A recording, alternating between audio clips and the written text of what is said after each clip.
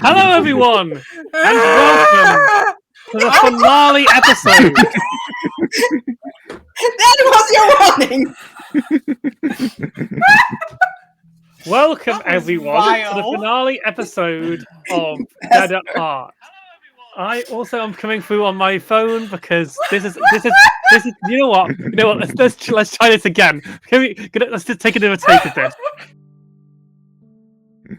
Hello, everyone, and welcome to Dead at Heart, episode 8, Loss. This is our finale episode, and now the cast know what the name of the episode is, which they didn't before because I'm a monster. Anyway, we are perfectly in order. There's no chaos. I didn't awkwardly take us live because somebody was saying things. Anyway, that's for you to decide at home. Who do you think was saying things?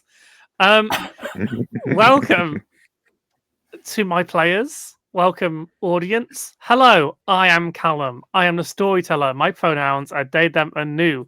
I will be playing everyone else. But who is the else of the people I'm not playing? That's right, it's time to introduce our players. Introducing Magpie. Description. Oh, fuck's sake. Good shout. I have been corrected. That was also a good Now shout. must undo my great segue. I will take the segue back to the segue store. And Thank you. I'm Vroom, Callum. vroom. And I am a non-binary person with long brown hair. I am as pale as a sheet. I'm wearing big blue glasses, big blue headphones, and I've sort of shaved. So I no longer have a scraggly beard. Now I just have bits of hair on my face. I'm wearing a striped blue and navy blue polo shirt, and I'm wearing a black, like fluffy jumper / jacket thing with a hood. That is way too warm to be wearing at this time of year. But we refuse to wear appropriate clothing for the time of year. That is me. I will now pass on to Magpie. Thank you for checking me, Magpie. You're welcome. It's what I'm here for. Howdy, I'm Magpie. I use she, they pronouns. Who am I? I'm playing Altair. The coteries just question mark at this point. Yeah. I am a white femme person with a split V fringe, half ginger, half blonde, with massive headphones and a little sprout on top. I have my face painted completely white because I hate myself apparently, and it's really itchy. I've got like red, kind of fluffed out makeup, sort of a sort of O-ring chain necklace with a little St. Peter underneath, a gothic jacket, fairy wings behind me, and so much crap in the background. That's all I have to offer. Perfect. Hello, Monroe. Welcome to the table. Hello, I am Monroe. I use he, they pronouns. I am playing Gabriel, our coteries Toreador, who uses he, him pronouns. I am a light-skinned Latino man with now very faded sunset hair, round-ish silver glasses, wearing a white button-up and a dark blue cardigan with very minimal background. Awesome. Thanks for being here. Hello, Kevin. Welcome to the table. Hello, yes, thank you. My name is Kieran. I use they, them pronouns. I am a white, non-binary person with long, dark brown hair and beard. I am wearing a black, sort of caftan-looking garment, fingerless gloves. My headphones now have are now slightly wilting, but pink chrysanthemum. That's difficult to say, on them. And behind me is a pale background with red and green flowering vines. I am playing Lenore, who is our Malkov. continue. I just need to get angry at Nightbot. I'm not sure what I was going to say next, if anything, so I will pass over to Bird to introduce himself. Hi everybody, I'm the bard with many names. You might find me everywhere on the internet as the bard with many names. I'm a femme-presenting non-binary person with shoulder-length brown hair, really big black headphones on, and fox ears, and the usual e-girl makeup that looks like I'm just sprung out of a live stream. A truly atrociously pink t-shirt and a black choker in front of an absolute white wall. And I will be playing Foxy, or Gangrel, E-Girl, and because it's the last time,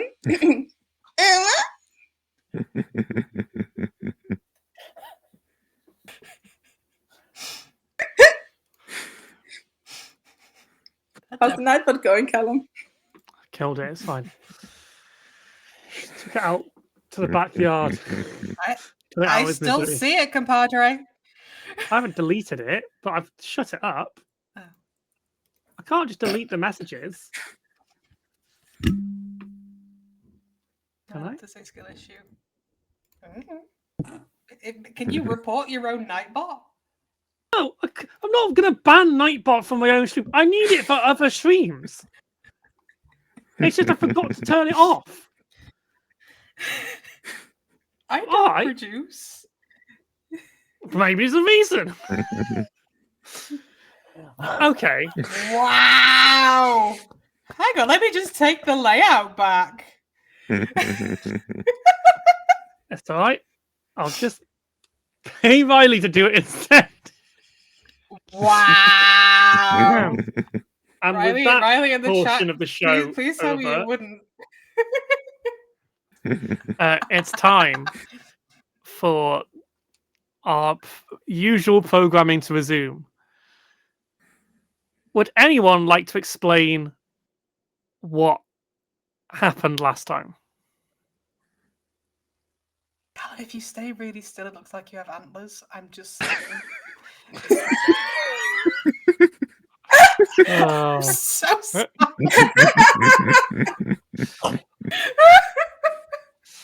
For 7 episodes, I've GM'd this very good game, and this is the payment I get back. Huh? That's what happens. This is what I get. The horrible world I created for you. I'm repulsed. I'm repulsed. I am disappointed in all of you.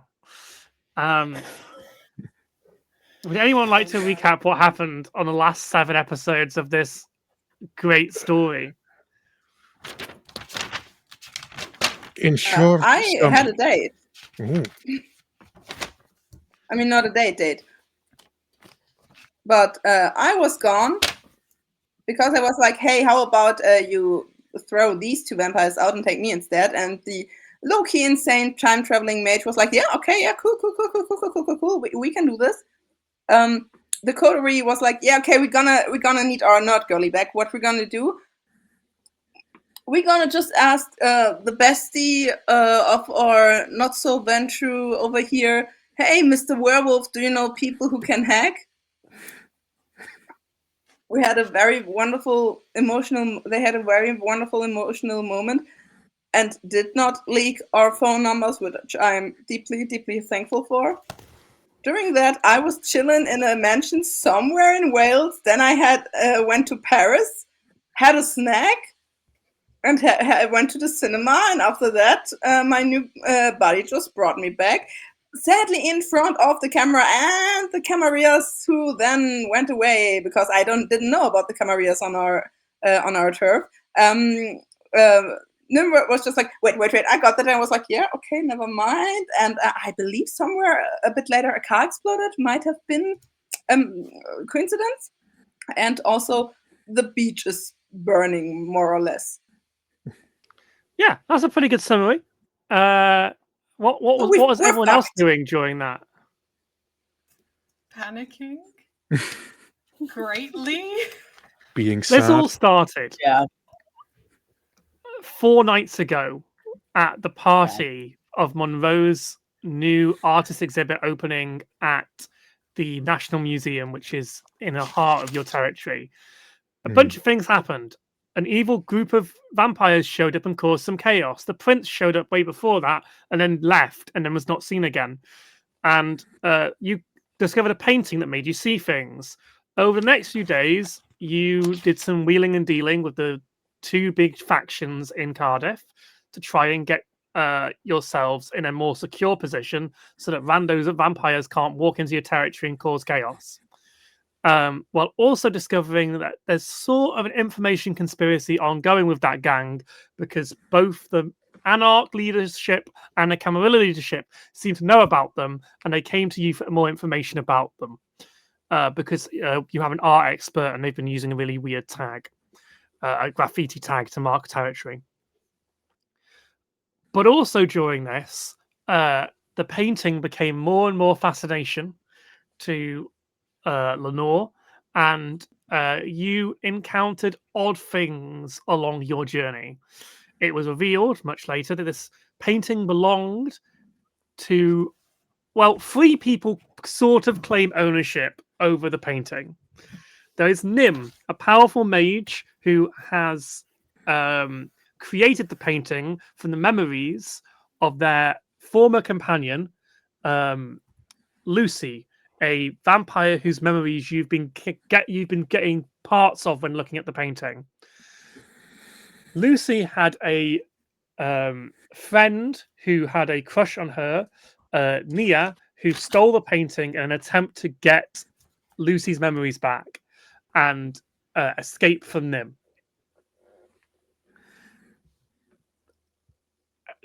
Because of a series of unfortunate events, you ended up in a museum in a confrontation with Nim, who was there to take the painting. As Bard accurately said, Altair and Lenore were trapped in some of magic traps, and Foxy made a deal where she would go with Nim instead. Meanwhile, the rest of the gang, the coterie, struggled to kind of find Foxy, figure out what was going on, and were all visited by Nim, who gave them an offer that in return for Lucy and the painting, Lucy and Nia, Nim's already got the painting, something that they all wanted would kind of come to fruition because of Nim's immense power. However, Lenore, rightly so, in Lenore's view, tore Nim a new one, as did pretty much Gabriel and Altair, but the offers were still there. Towards the end of this kind of, at the end of the session, we had the whole coterie meeting back up as Foxy, played by Bard, was brought to Cardiff by Nim to have an evening out. And yes, what happened at the end of the session, there was a large explosion coming from the bay. And now there is seemingly a fire in the sky. There is fire in the bay. You can tell because the sky is red. However, we're going to cut slightly to before that because the coterie need to have a conversation that will be bullet point. Like will be like the end of this conversation will be the explosion. But my players would like to talk about the information their characters have to each other, which they didn't manage to get out last time, and which they would have done. So take it away, coterie. Have your conversation. I'm not going to just make the explosion happen when I feel like it. I'm not a monster. Get the things out you need to say, but just be aware I'm taking notes of what's not said.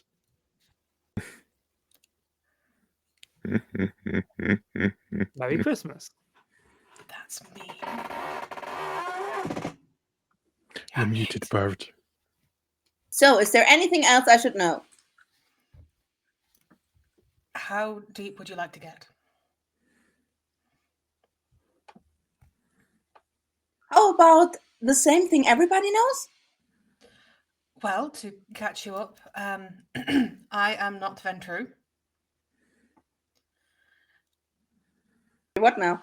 Caitiff. It was easier to play the role of a Ventru to get us a little more leeway. I've been doing it since the 80s. Camarilla doesn't know. No. Sorry. Serve them right. So there is your leverage. You know about my employment. Your friend Nim knows of my friend Oliver. We joined the Camarilla. Did we now? So there is joining and there is purchasing a hammer to place in a toolbox. They are our hammer.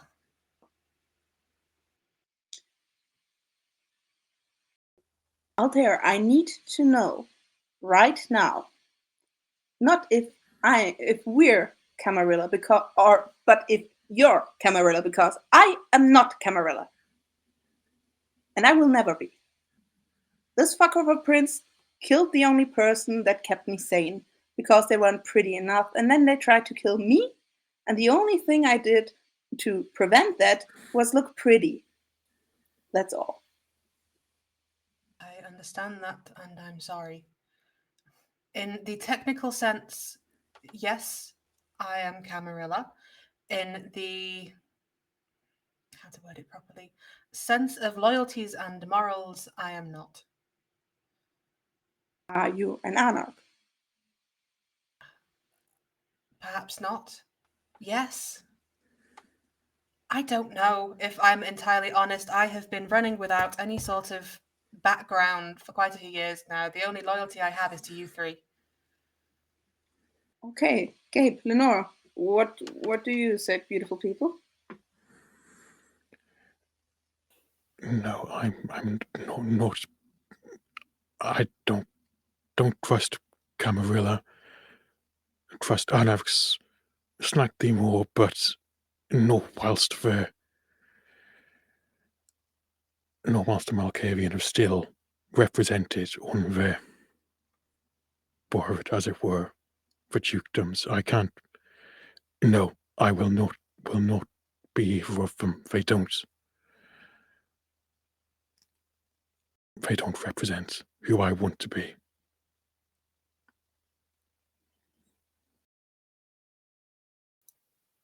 I go where you all go. I have no love for the Camarilla. For certain people, but I want to do whatever is best to keep each of us safe.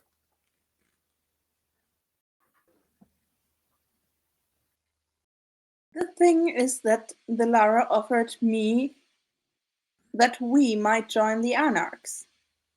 And I said no because I had to talk to all of you. And to be honest, that would have been the thing that I had expected of all of us.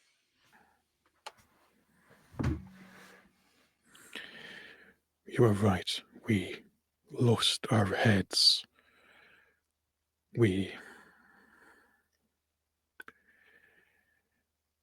Monroe almost stopped us. No, sorry. Gabriel almost stopped us. But we, Altair and myself, did not listen. And we did not think, and we did not have you in our heads.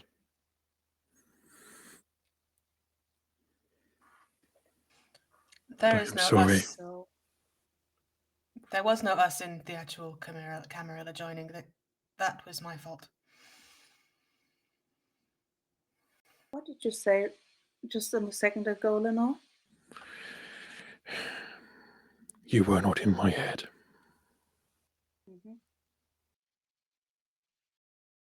Right. Cool. because I sold myself to an insane fucking mage to save you. Nice we had that thought. Altair, what's your excuse? I was hoping to play two large powers off of each other. We are the scum of the city. You are aware that as soon as they notice that we're playing both, they will just have a law, clink their fucking pretty little wine glasses, and kill us. Then you tell them it's my fault and I was playing you just as hard. Yeah, of course, because I want you to die. That's what you're taking out of that. Oh, Jesus fucking Christ.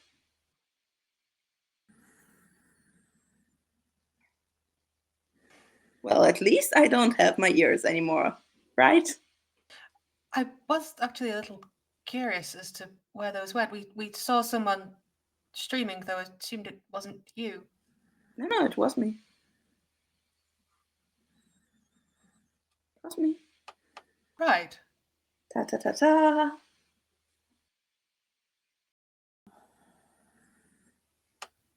Wow. You look like you. No, I don't. I haven't looked like this in I don't know how many years.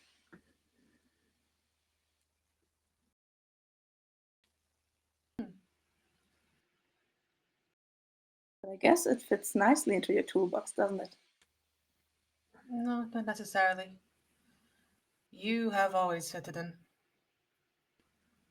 Less as tools, more as... When my father used to go to work, we would always sneak toys into his bag.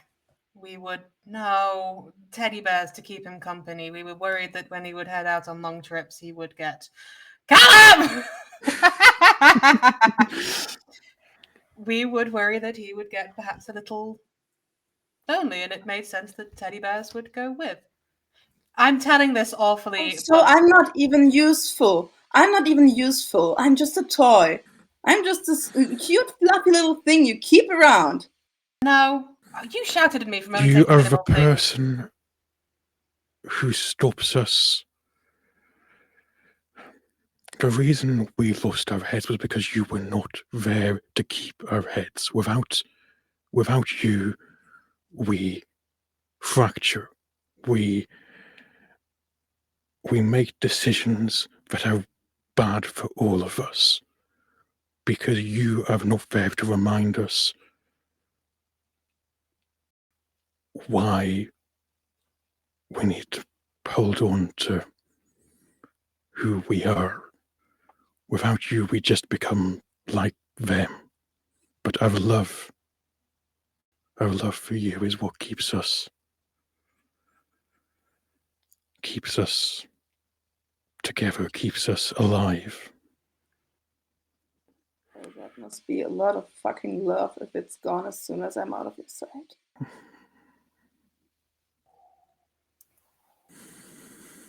Fair. Okay, I will not cry. I will not ruin my fucking eyeliner with blood right now. Okay, you're a caitiff. We're part of the Camarilla now. Great. Cool. That's reality now. We will talk about this again. Anything else I need to know? Any cameras I need to wipe? Any messes I need to clean up? None that I'm aware of.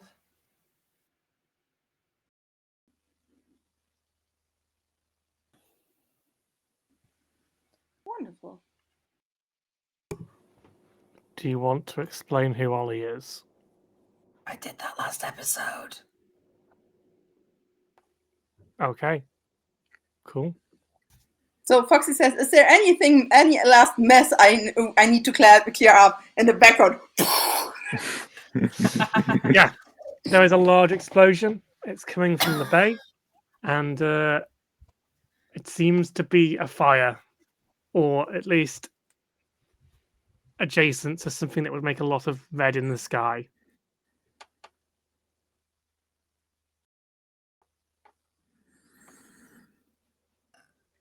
What's that? Not us for once.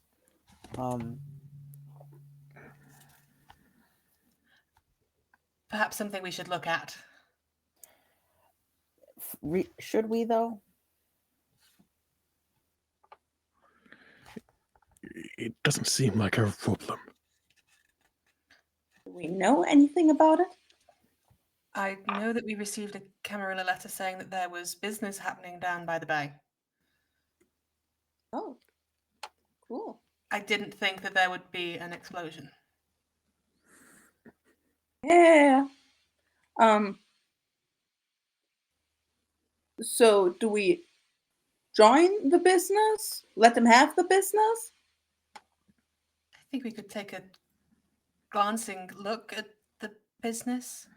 So we're gonna get into business. All right. I'm gonna drop by my home and get my weapons, and then we're gonna have a fucking blast.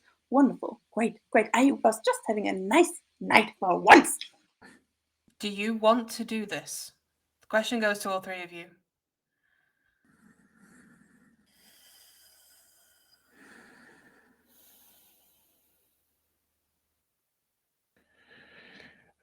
I defer to your leadership.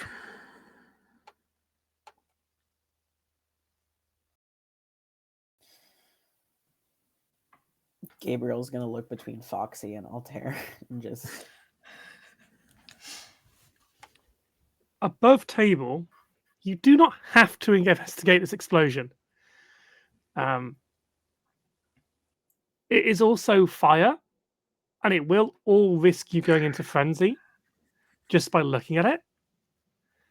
So there is a reasonable argument to not go and look at it and to just find out what it was at a later date.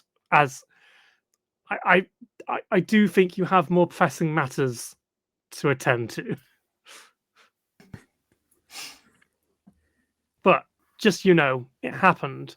And yes, you were somewhat told that the Camarilla were doing business down there.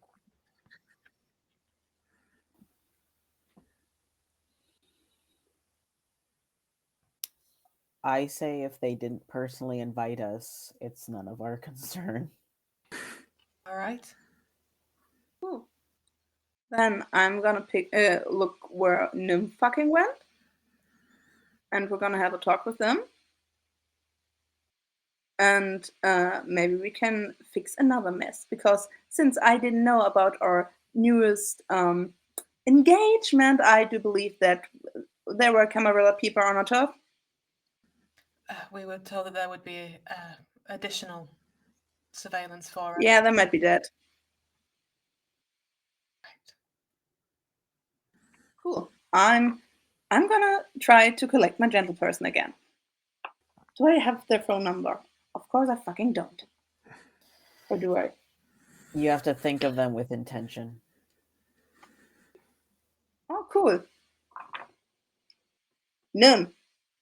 What's poppin'? I'm joking.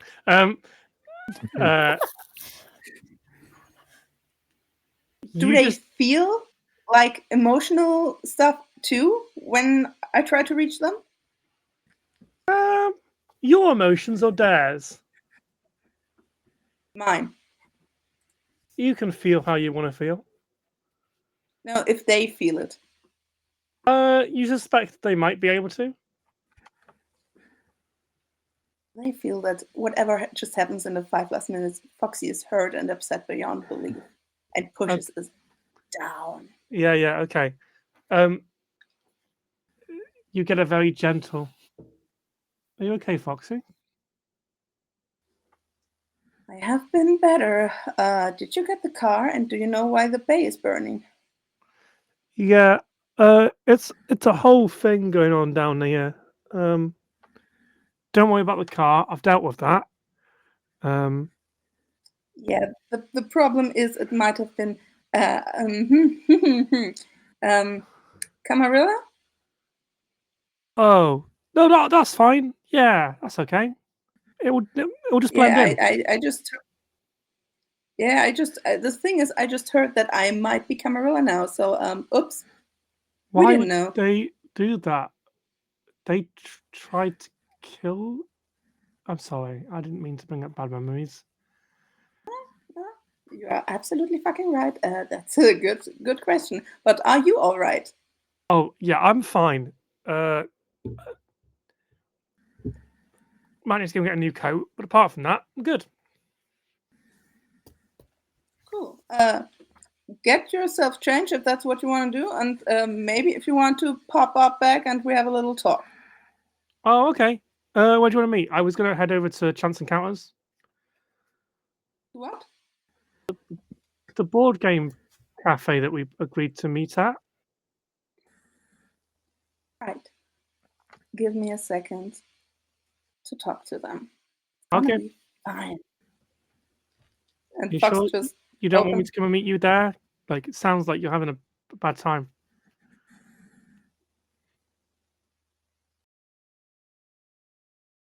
They feel like a bit of hesitation, like the thing of when you already like pulled the phone away from your ear and you still hear the sounds and you're like, but then like stops thinking about them. Okay. So we don't want to do stuff about the bay. Cool. What do we want to do tonight? Because if we're not doing anything, I have a really charming invitation to a board game cafe.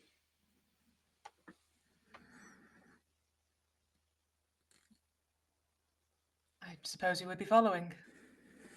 If the invitation's open. Do you have a magic deck? I have tarot cards. That's not. We're gonna get your base deck. Right. Cool. Board game. Okay, so board game. Meetup. I can drive. That would be charming. Also, I have no idea what happened while I was gone. But it seems like Nim is doing their best to befriend me right now, and to be fair, they're doing a pretty good job. I repeat my question to the general. Is there anything I should know?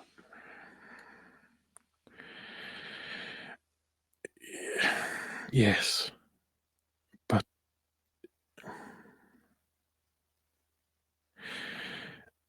what have they said about Nia and Lucy? As far as I understood it, that they were friends, and Lucy wasn't very well, and Nim, in a very not very informed way, tried to help, and things got difficult. I do believe the fastest and easiest way to clean the whole mess up would to get both of them to Nim to shake some sense into their head, to mix the whole thing back around, and to see that everything is well again.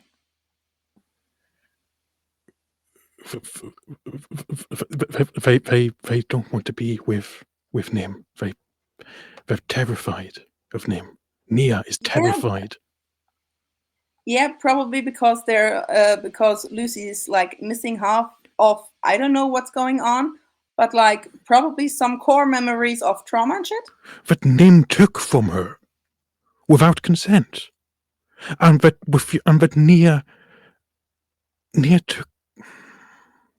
You're best hearing this from Nia. I'm not the best person to relate it, but Well, Nia.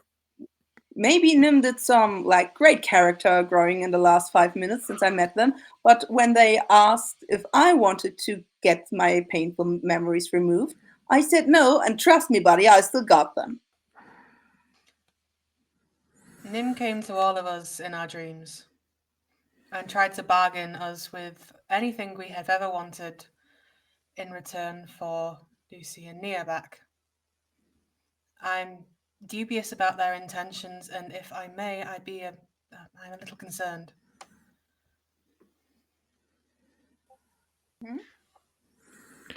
I fear. So End of the they day, offered you trade, that's fine. In exchange for people, Foxy. Did they say, I want them back to lock them up into a cage? Or was it like, hey, I'm looking for my friends and there's a whole mess I need to clean up. Can we maybe arrange something?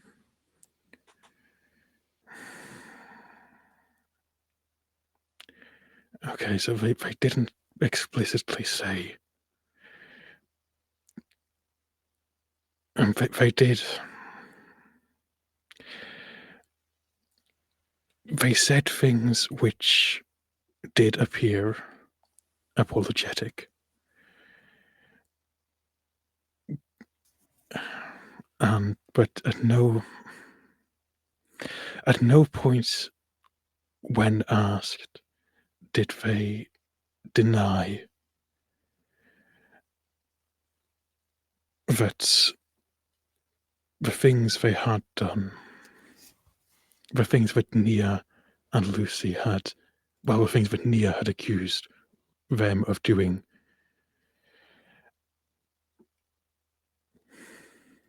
the only way they tried to deny it was talking about perspective and points of view. They were evasive. Well, if you come with me to the board game night, they can't really be evasive anymore. Okay.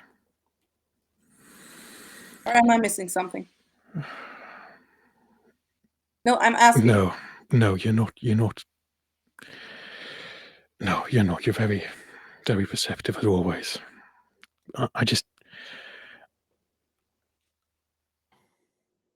I would love for you to meet Nia before you make a decision on whether it's the right choice to bring them back to Nim. I met Nia. I also met Lucy. And Lucy was absolutely fucking lost in this world. They were helpless. And I don't even know what happened with me because I talked to them for like 10 minutes and then I stood there and didn't really know where I was going for 10 minutes. Like, this being lost is kind of contagious and might be dangerous. Because if I don't know where I'm going for 10 minutes, the worst thing that can happen is I flick an ear. Well, not anymore. The Inquisition comes around and burns my fucking ass. What would happen if somebody with a little more pizzazz than me goes insane for 10 minutes, huh? No offense, Lenore, you know I love you. No, I know I'm not the safest person to be out and about sometimes.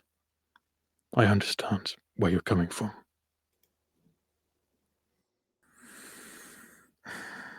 I trust you. Foxy, that's a decision. I just, once we've met Nim and we've had a conversation, if you believe that they're better off with Nim, or that you are better off with Nim, I will help you achieve that. What do I have to do with anything? Because Nim wants you, don't they? They wanted to be my friend. All they did was give me a place in their cool big fucking mansion, help me get rid of the curse that drove me fucking insane for a decade, and took me to France to see a movie. And organized a board game night because I told them about my Astarian deck.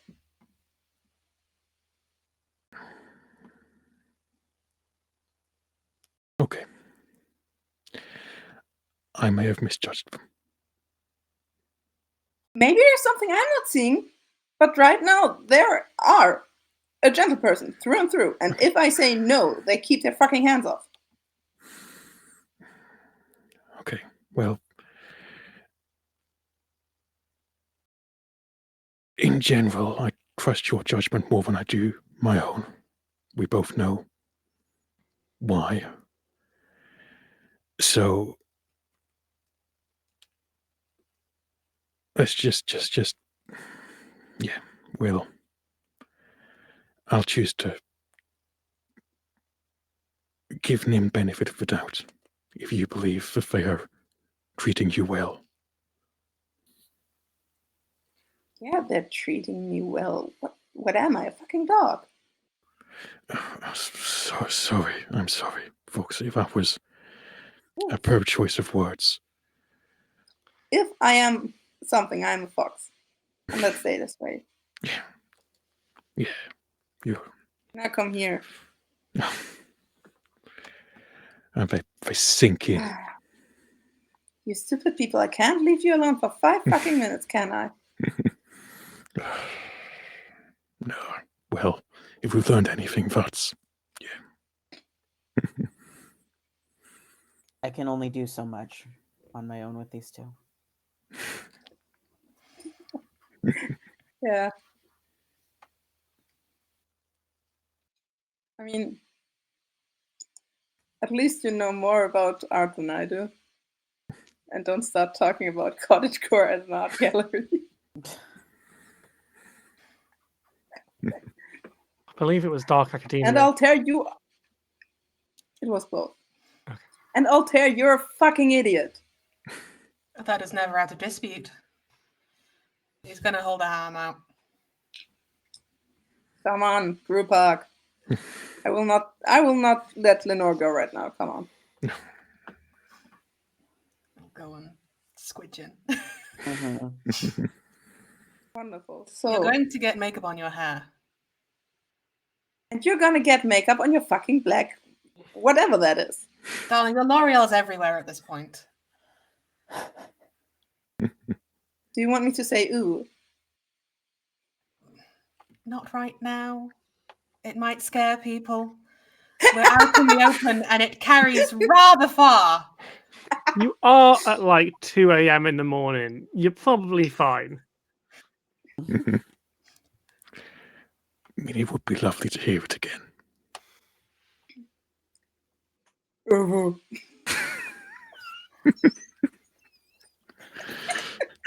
Altair steps back like he's been electrocuted and just like... That's for fucking taking me to the Camarilla, you fucking asshole. I am genuinely sorry.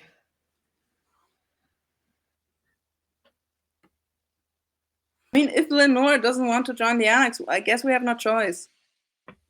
Oh, I wouldn't expect anyone to join the Camarilla. They are, by all intents and purposes, absolute arseholes. They just have big guns. Yes, so do I. I'm going to bring the car around. You don't need a car. How It's a close is walking it? city. It's literally 10-minute walk. He's Yeah. still going to go at least away for a second. The only place you need to drive to in Cardiff is the Bay. I thought Cardiff was massive. Hold on, I'm a big city girly. Like Cardiff, the main bit of Cardiff that you are in is ultra walkable. In fact, it's Ultra pedestrianized. Oh, we get a 4-person tandem bike. 4 in a row or 2 sets of 2? I feel like rollerblade style would be best. Oh, We do yes. have Boa spikes in Cardiff. Oh, buddy. I'm just gonna Okay, so the center bit of Cardiff, which is where most of the action of this game is taking place, it's pedestrianized and walkable. There's a massive park. Yeah. That's. There are other districts further out that you need to get a car to. But for the most part, and you need to get a car down to the bay or a train down to the bay, you can walk it. It's about 20 minutes or 30, 25 minutes of nothing. just a straight long road of nothing. Yeah, but this is a walkable city. This is why I like Cardiff. Callum, can we take the coterie to Tony Pandy? I'm probably saying that so wrong, but this is the most endearing place name I've ever seen in my entire life, and I want to move there, like, post-haste, if not sooner. Look at it! It's got it's north of supermarket. Forth. Okay, yeah. It's got, like, a bunch of... Oh my god, it's got so many chippies. I tell you what, it's not far off from where Nim was. There's a place called Guys and Dolls. What is that? Fluffy's dog grooming. Guys, we're taking a beach Welcome to episode. Magpie looked at Google Maps. Was meant to be looking at Cardiff. Has ended up looking at the valleys above Cardiff. I'm sorry. You can start looking now for season 2 information. You can go to all these places. Perfect. I'm going there IRL. I'm taking my silly little car and I'm going to park up at all these spots. Right. Is anyone want to go anywhere that isn't the board game cafe Chance Encounters? Yeah. I'm gonna dip by my flat, get all my 2 decks and maybe some other stuff what I have lying around my Bluetooth box. I will probably stash a knife and a steak somewhere at the back of my backpack, and then let's go. Cool. Can you just spell steak for me? Stake. Cool. Just checking it was the right one. This one, not this one. What is the steak made of? Important mechanical question. I mean, what kind of wood? I believe Foxy would just have taken part of the handle of her broom and just been like. So some, I don't know, cheap stuff. Yeah. Oh, that's great. Just because Lenore has something about Hawthorne and not liking Hawthorne and being, so but if it's a wooden broom, then it wouldn't be. So yeah, okay. You know, it's some cheap shit. Okay. Oh, I should look at those things. That'll be fun to know.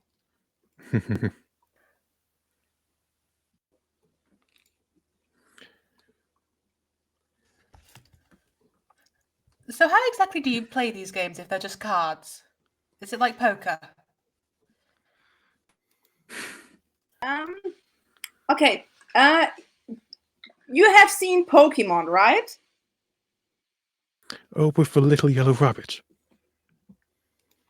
It's a mouse. Yeah. Thank you. It's a mouse. Yes. He says Okay, I have and no how idea. the Pokemon trainers have like their own teams of creatures they can put out into the fight. Yes. This is a very complicated form of it, but basically you choose what you want to bash your enemy with, and to play those out, you have like colorful cards. They're called lands that you have to activate, and for every land you can have so much stuff you can do. We will cut away from this explanation of the rules of Magic the Gathering created by Richard Garfield and published by Wizards of the Coast. And you'll arrive at Chance Encounters. This is a... so basically you are just across the way from the castle. So it's a street over from the big street of all the nightclubs. It's a slightly different street. There is... Oh, or is it the same? What? Oh, now I'm gonna have to get Google Maps up. I'm trying to find it. I'm at the stadium. Yeah, you're too far. You're too far south. Okay. Sorry, it's the street. No, it is. It is the street of. It's further up the street to where the nightclubs all are. It is at the very top of the street, basically across the castle. It is slightly further down from that Pizza Express that's in our poster. It's almost like I planned it. I went, that's where the finale is going to take place, on that street next to that Pizza Express. I didn't. I just forgot this was on the same street. So top of the street is some restaurants. There's and there are 2 arcades that you can go into on the left and right at the just top bit of the street. Next to the right side entrance to the arcade is a small cafe and a door, and above the cafe is Chance Encounters, which is a very thin kind of bar board game cafe thing upstairs, and there's a door that leads to it. At this time of night, it would normally be closed, but as you arrive at the street and look to where the shop is, you can see that the Chance Encounters sign, which is made of lots of bulbs, is lightly glowing. It's 2 doors down from the Warhammer store. It is 2 doors down from the Warhammer store, yeah.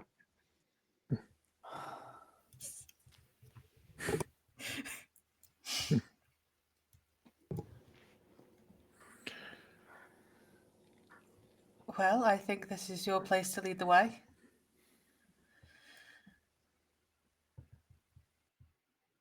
Yeah, I'll just pop my head in. Like, is it open? Is there light? There is a faint light coming from the window, but everything looks closed. I intently think of Nim and tell them, yo, I'm here. I brought my coterie. If you're chill, we might get your friends back. Oh, sure, okay. That's a good thing I haven't told Delara to come yet. Yeah, sure.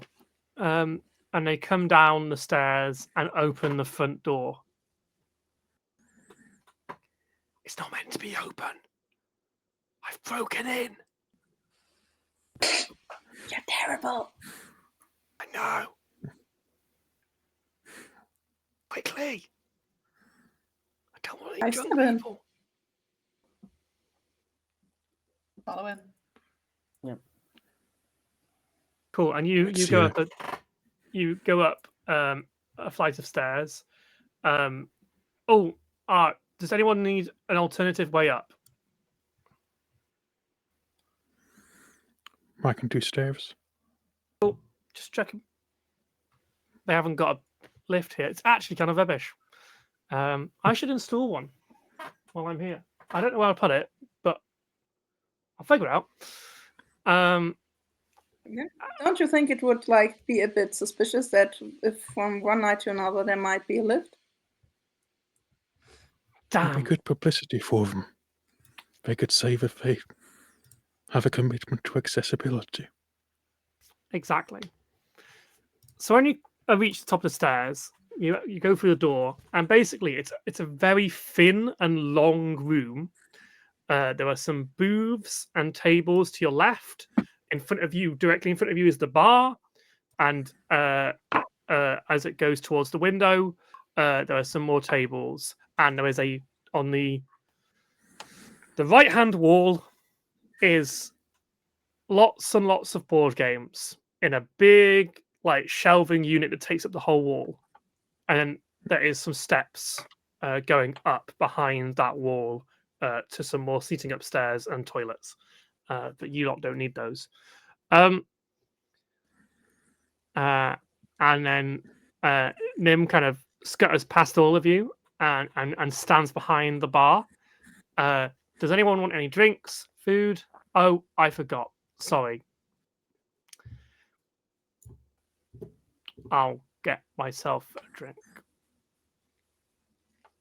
If that's okay.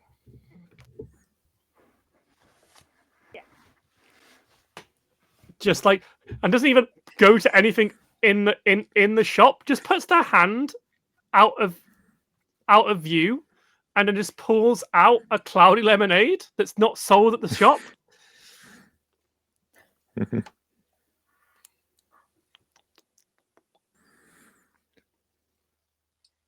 So, and Foxy just sits on one of these bar hookers, like, so, as far as I have been informed, there might have been a itty misunderstanding between the whole. So, how about everybody says what they're looking for, why they're looking for it, and why they might be pissed. Sounds like a good plan? Okay. Cool. I would like my friends, Lucy and Nia, to come back with me to my estate so that we can discuss the painting and Lucy's memories. Because she doesn't have them, she'll be very confused and lost outside of my estate. It is dangerous for her to be out of here, and that's what Nia didn't understand when she stole the painting. I'm not mad at Nia. I just need to explain to her why it was dangerous to do that, and that it upset me a lot when my best friend disappeared on me. Okay. Firstly, I would like to apologize to Nim. I was quite short with you for last time we met. Whilst I think I was justified in that based on our previous interactions and the information I had, it was still not right to allow that to inform how I spoke to you. Secondly,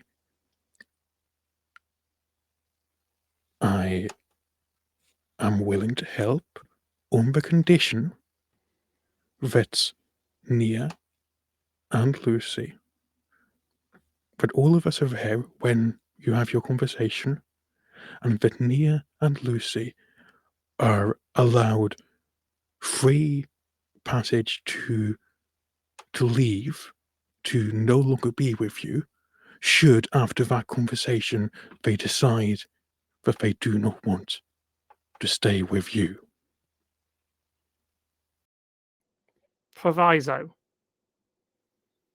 I agree to your terms. The conversation must be held on my estate.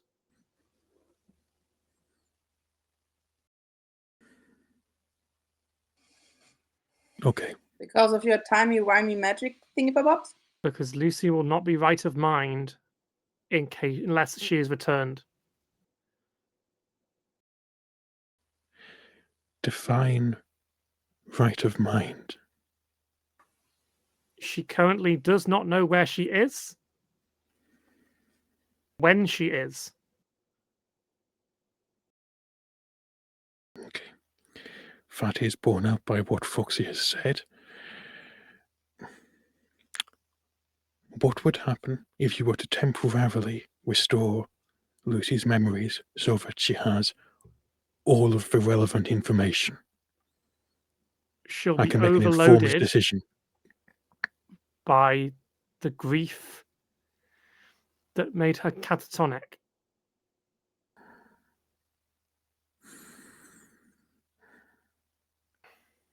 Okay.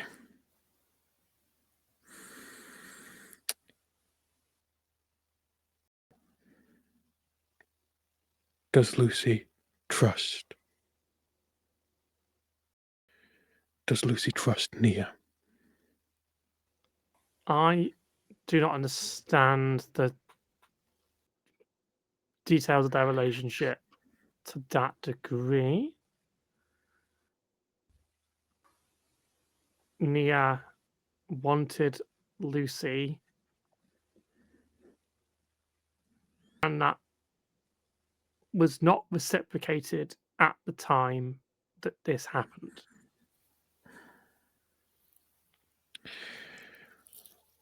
Well, if Lucy cannot have all the information she needs to make an informed decision, and having that information would risk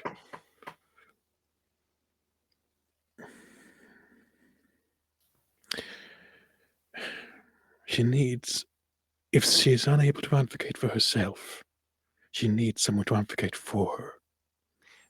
The question is, do you trust Nia? I would not, but in my estate, the connection between her memories and her self is stronger, and she would be able to advocate for herself. And I can prove that when we take her there. We are going to have to take a 5-minute break because the ads are coming, and I've had to fight them off. So we will be back shortly. 5-minute break, and you'll get some lovely ads. Until then, bye bye.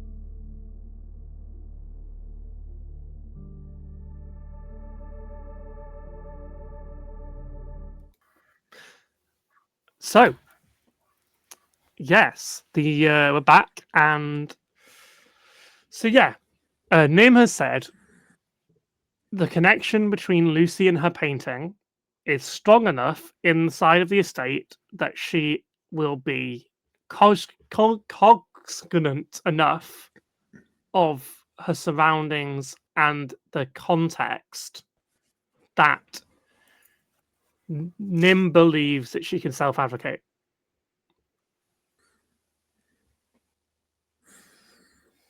Okay. The only way they can prove that is by showing you. Mm.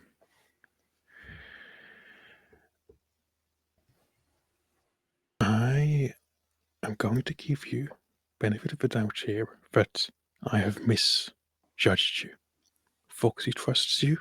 I trust Foxy.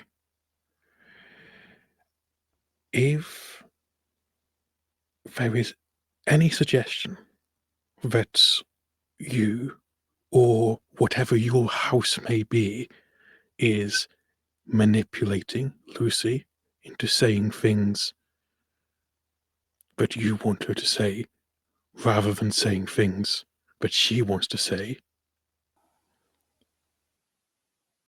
I will do everything in my power to get her and Nia out of there.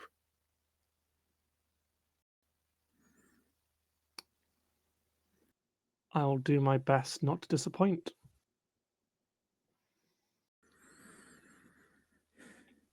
Thank you. Have you any luck finding the two of them? I haven't been looking, didn't trust you until Foxy turned up and said she trusted you. Okay, at least you're honest. If I may put a small point towards you, you advertise yourself as an all-powerful mage. You have promised many things and wonders to us. Why can you not find them, and why, therefore, have they gone to such lengths to avoid you? Lucy hasn't been avoiding me. She's lost. And Nia? Nia misunderstands the situation. Strange, then, that you haven't managed to find them. I can't find Lucy because she's been disconnected from my magics. When she got lost, she got properly lost. Like, not on this plane lost. Like so between I understand. here and yes, you would understand. I can't use my magic to grab onto her from afar or like try and find her without risking propelling her hurtling through other dimensions. Currently, she is on this plane enough that she can be interacted with, but I can't risk interacting with it without a lot of things happening. Yes, Foxy? Very naive question from my side. Am I connected to your magic now since I traded myself in and got a room at your estate? No. Barely. Another mage might be able to look at you and tell that you had been in contact with someone's magic. A changeling would smell the magic on you. It would probably taste pretty good. Weird for you because you're a vampire and you usually just kind of anti-magic. I don't think vampires. Oh, you're my spy sauce. Yes, I don't think vampires can really detect magic that well. They're pretty bad at that because you repel it. Some of us can smell it. Yes, but that is because you got addicted to a substance you shouldn't have been drinking. How exactly do you know all about this? I can all smell of it us. on you.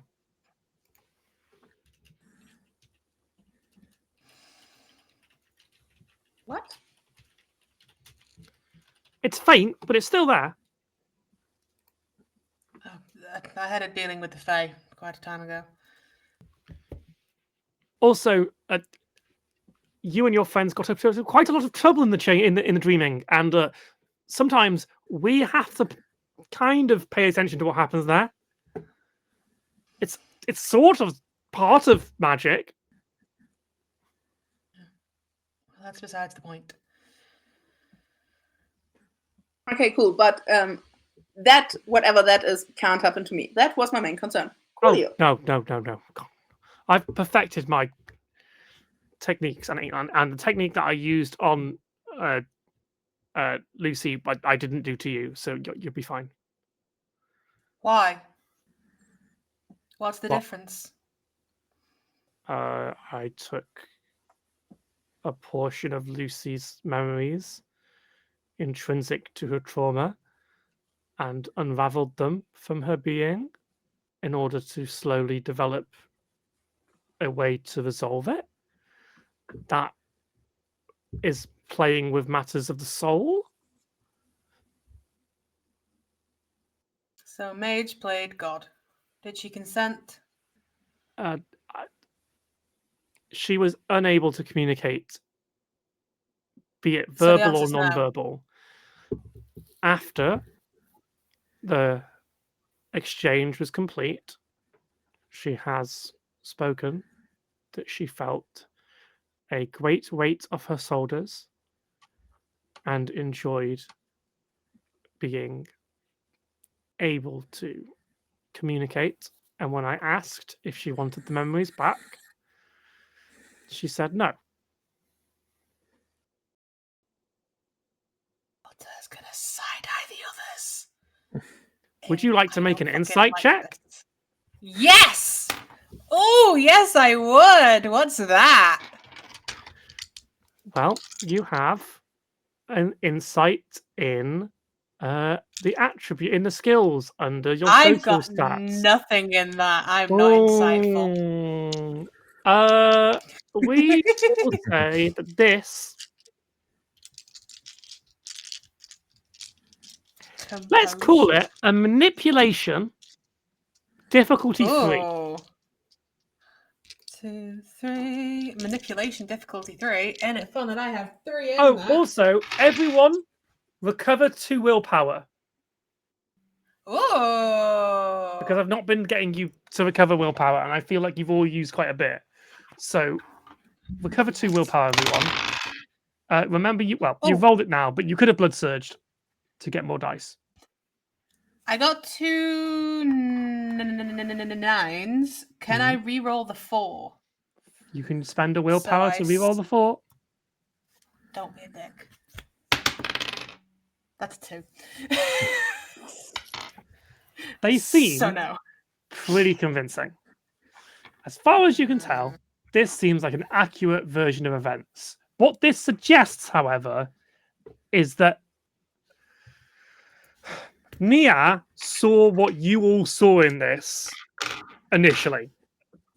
In that she saw someone who was manipulating Lucy into staying, rather than someone who did something that, yes, was without consent.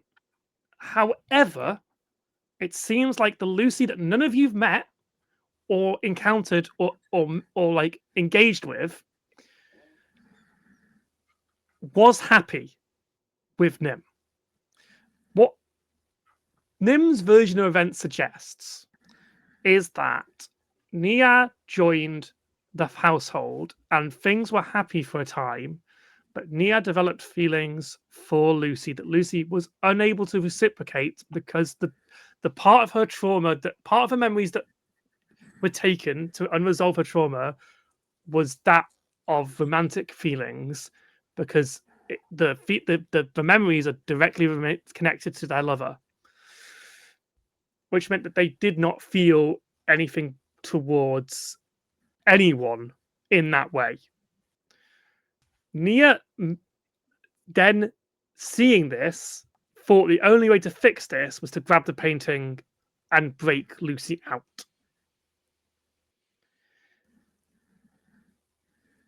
But by your understanding, it seems like a lot of miscommunication and a group of people who do care for each other fucking up, and it just resulting in a bit of a snowball. So any gay polycule ever? So you know what you did earlier?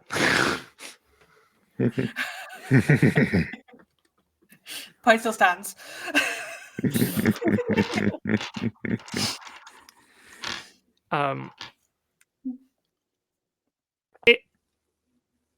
Yeah.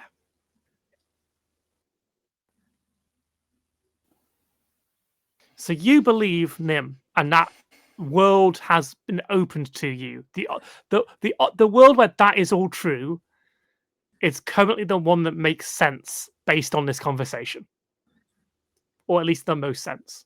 Okay. It's broken and it's busted, Mm. and it's not great, but it's less worse. Okay. I mean, if I'm not mistaken, do have Nia's mail address. Oh, good point. Gabe has that.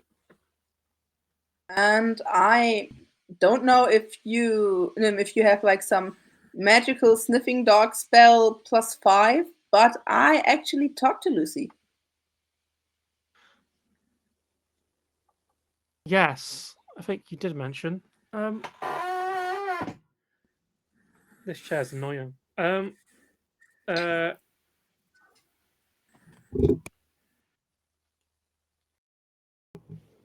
I don't want to risk that, but I could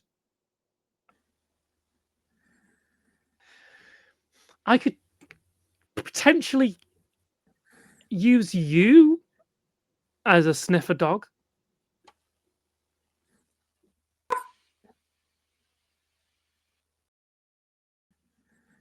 You have to explain a tiny bit more, unless you want You to met kinky. Lucy. I could access your memory of her. Yeah.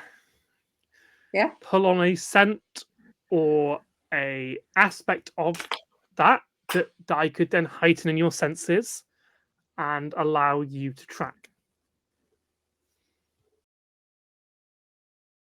I mean, what do we have gang rules for, right? Anybody's got something against that? I want to add something. You deserve to have information before you make a decision.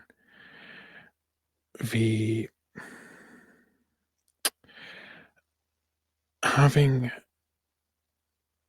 somebody else inside your head, even if it's someone who cares about you and who you care about, is painful. It's going to be... It can be difficult to remember that they are somebody outside, that they are not just the thoughts in your head. And if you lose sight of that, it can be incredibly difficult to deal with the fact that you now have a part of you who is telling you things you don't want to say. Be careful when you're thinking about this. There are other ways which don't involve sacrificing your mind to find Lucy. I would strongly advise you don't do this. You don't want to be like me. Old-fashioned detective legwork is an option. I have deer stalkers if people want them. Nim, if I'd let you do the bippity boppity boo on me, Lenore's right. Would that be what would happen? I don't want to diminish Lenore's experience. I've already been inside your head, Foxy. Yeah, okay. So it can't be worse than that. Because that was, I mean, it wasn't pleasant, but that was mostly because of the memories. Yeah, I pulled you out of those memories as calm as I could. The library space. You've never been there. Oh. Wait, so you wrapped space around me, my mind got into panic mode because help, and I don't want to be in enclosed spaces. And I started PTSD tripping, and you were like, nope. Huh. Yeah, I tried to help. Well, I like the library. Yeah. Tara, Gabe, opinions?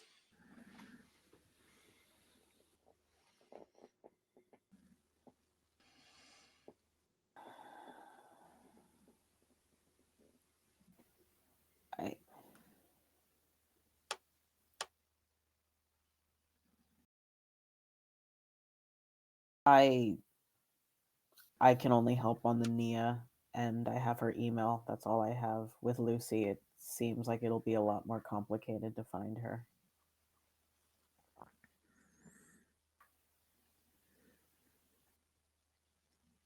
One can only assume that where Lucia's Nia is. Nim, you seem to be doing a lot of helping without asking.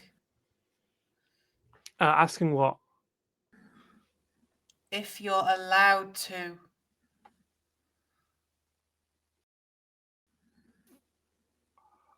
Allowed to Help. Lucy. Right. Also, if I may for just a moment, you're the one that forced the choice upon us, or upon Foxy. Your painting was the reason that one of us fell into it. This trap around the museum was the reason that Lenore fell into it. The whole reason that Foxy had to make a decision was because of your hijinks. You know, I'd be half inclined to say that if you weren't here, we'd be having much of an easier time. Really? So you know what's going on down in the bay? No, but I have contacts. You know where the prince is? No, but I have contacts. You know, You know where- worth shit if you don't use them. and I also assume that you know the conspiracy that is unveiling around you that you're all involved in. And you know where Lucy is? I don't. But I do know the So answer to all those it's questions. I think we're rather in check at this point. I did not plan on taking you or Lenore much further than that door when I left. When Foxy offered to come with me, I could do with a friend. Your loneliness is not into manipulation. I You make did friends not act. organically. You put her Well, I into a knew them choice. before. Oh yes, in the lift. The lift where you kept fucking around with stuff. Slight time dilation. Fucking around with stuff. You meld the world around people to try and get yourself friends. Have you considered actually going to this cafe to make friends organically? I've got lots of friends. Delara's on her way. Wonderful. So why exactly are you having to con and connive people into being friends with you? I didn't realise that I'd done that. When Lenore pointed it out, me and Foxy had a discussion about it, whether if that's what I'd done. an insight's a wonderful thing. Wait, what happened? We had a discussion about if I'd kidnapped you, Yeah. and we kind of agreed that not really. No, not really. It wasn't the most ideal situation, but no. It wasn't the most ideal situation because you were placed in that situation by Nim. Because you roundhouse kicked into a magical painting and our Malkav is jumped into the nothingness. Again, which Nim caused. I asked was really trying to nicely to stop- Lenore to not come to the gallery so that I could get the painting and leave. And then, unfortunately, Lenore fell unconscious, and you showed up anyway. So I laid a few little traps. Wait. Will points out. Excuse me. When did you ask Lenore to not come to the gallery? What the? Do you remember when I had the big wolf and I was on the floor, and so that when we were at Gabriel's house, and I'll come back to what you said later because that's not quite accurate, Nim, but we'll put a pin in that for now. When we were at Gabriel's flat, and I went to open the door, and there was nobody there, and then I don't know what you saw, but I had a big wolf, and it was turning into all the people I don't like, and it was berating me, and it was barraging me with questions about where the painting is, and then it told me that the easiest way to stop that was to just agree not to go to the museum and to keep everybody else away. And that was Nim saying all of these things. And then I fell unconscious. I think that's, if I may, slightly different to the experience as I remember it. You were being attacked by the beast that lays within your head. As part of that, I heard your brain do that because it's rather loud when you do. So I stepped in and asked if taking away the memories that were causing the pain would help. In return, you would stay away from the museum. We discussed already that the way in which you did that, by manifesting yourself as this beast, there's no way that I can say, yes, that was Beast and that was Nim, because you were pretending to be the Beast in saying those things, in I asking me never where it pretended to be was. your beast. Or at the very least, you took on its form. That's how I saw you. And if you were as in control of yourself as you claim to be, and as I am trusting you to be in agreeing to go and get Nia and Lucy, then you would have control over how I see you when you're inside my head. If you don't have that control, then I cannot trust you to bring Lucy to you, because I don't know. So either I'm you good. chose. I'm not that good. Those little demons in your heads, those demons in your souls, those parts of that ancient curse, that's bigger than me. If I could just snap my fingers and shut those beasts off, do you know how much easier my life would be? Wait, curse?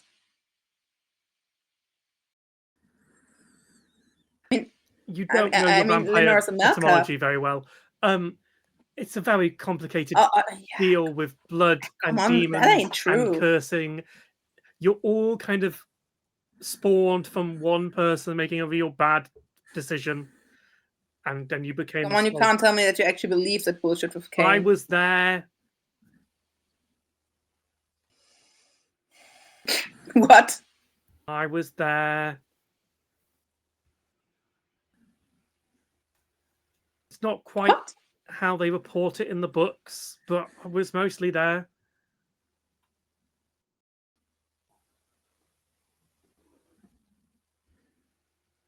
I travelled back to before the start of civilization. Why? To prove I could.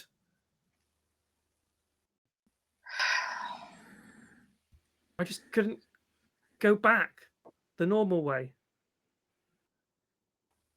Or I guess I had to go the normal way rather than time eddies.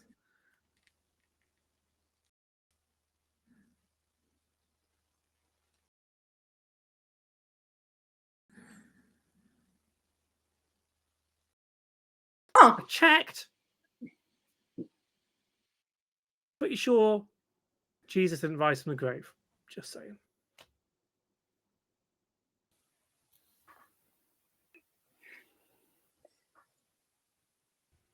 okay, that's a tidbit of information. There was a guy called Jesus, though.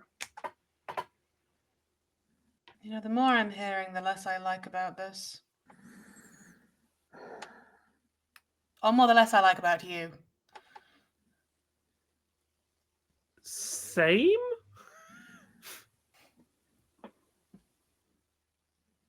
No offense, Foxy. No, I no, don't- fine. This feels like bringing friends from university to a high school reunion. It's a good. Yeah, it does feel like that.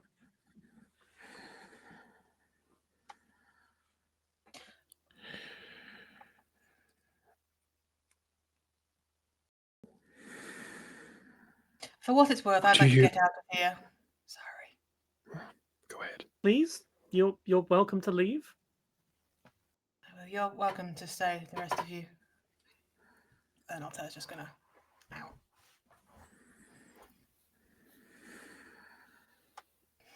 Gabriel?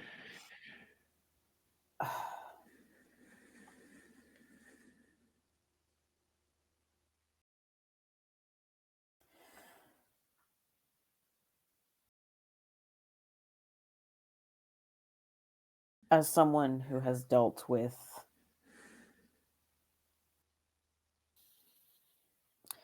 having things inflicted upon them without their consent, you probably know how I feel about you. I can understand your perspective. I don't hold that against you. I would just ask that you understand that I understand how complex and inappropriate the initial action was. But I do believe that Lucy asked me, as far as I understand, to keep it that way. As for Lenore's version of that vision, I did not intentionally become the beast. I heard the scream. I stepped in and quietened the beast the best I could and offered Lenore a deal.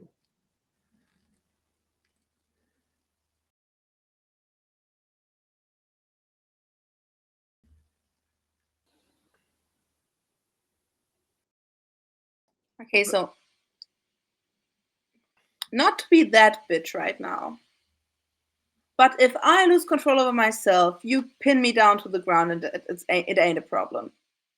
When Lenore got one of her moments where she's lost in the shadows, we hold her and we carry her around. When the beast comes and bites, we hold it back. Each and every one of us. And now, if it's like, we fucking feed on people.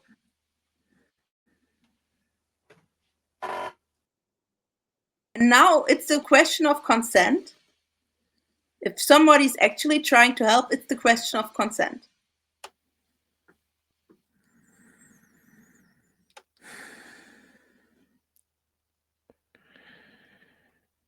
I can see that's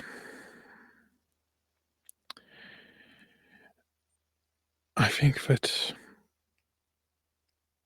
the reason it sticks is perhaps that we've now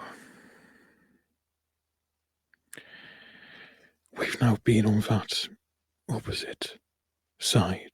We've now had, in this case, Nim, but it could have been anybody.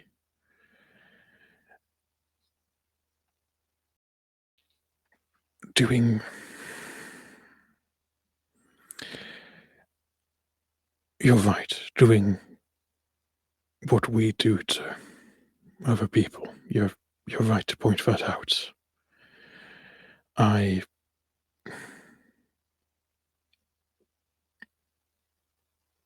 You could very easily say that by taking the mortals that I do and by manipulating, I suppose, I do care, but manipulating them into being my friend, I'm doing exactly the same thing as Nim is. And I hadn't seen that. You're right to point it out, Foxy. I mean, I'm a manipulator through and through, but I'm honest to myself about it. I don't take. I give. Well, that's a lie, from my perspective. Nobody know. Not the most people don't just give or just take. There's always an exchange. Most of the time, it's just not equal. You're right, Foxy. I'm sorry. I oversimplified.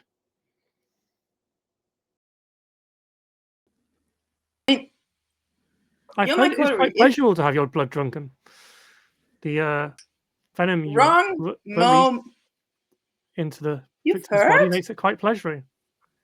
You know. I've never had anyone drink from me.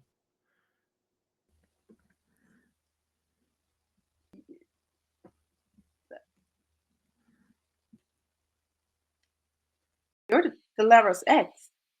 Yes.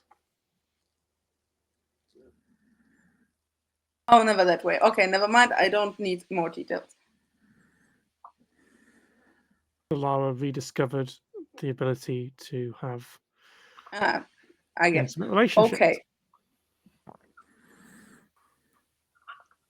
So, look, party people. You're my coterie, and if you say we don't do this, fine. But to be honest, at this point, it feels a bit ironic.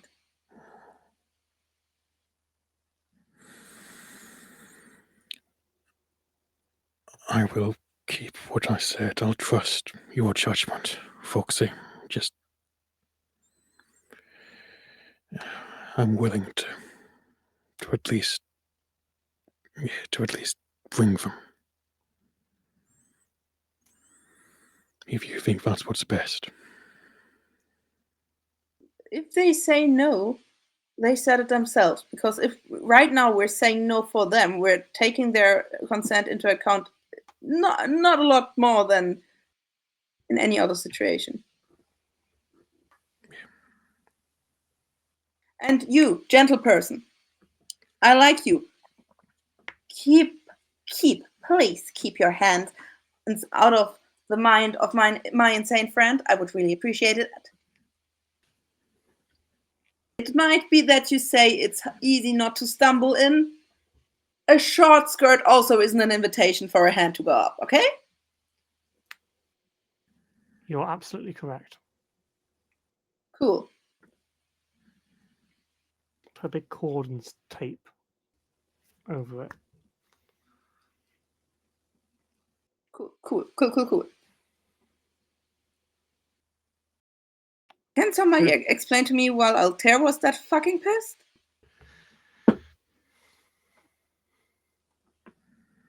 Because you I get. Gabe, you I get. I don't know enough about Altair to know what the fuck went on. Why does Altair even know about fairies? Bullshit. I don't know. There was a whole thing with the dreaming. It's like fairy dimension. Oh, cool. They are fairies. They got lost there for a bit and eventually popped out. Nim, as much as I appreciate you sharing information, it's not your information to share. You asked for it.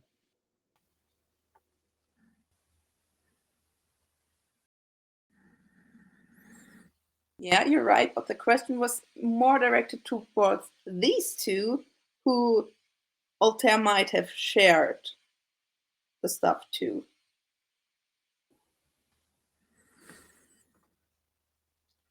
I will make this more clear in the future. Nim He's not. does that bit. You know Unless that I've- thing when children go down behind the sofa? But Nim does it for real.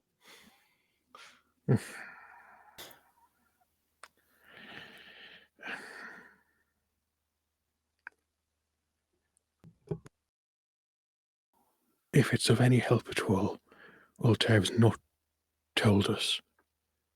He told us if something happened, he's not told us what. We don't know anything. But you don't know regarding the specifics of why.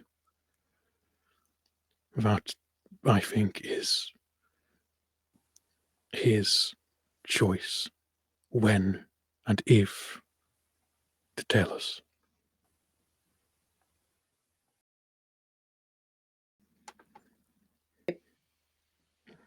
So let's gather them up again. Gabe, what's your opinion to all of this? I know you're one of the more silent ones, but you're important.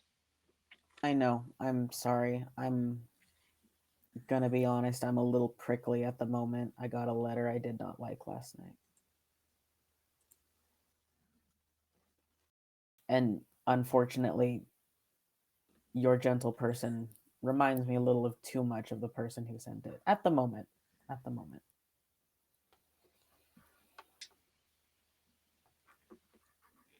I don't know that person, but I'm sorry that you're having a complicated night.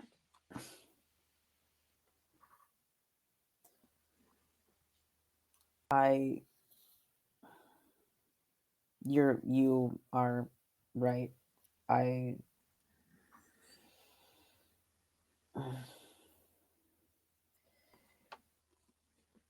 think it's just been a very weird few nights, unfortunately. Yeah.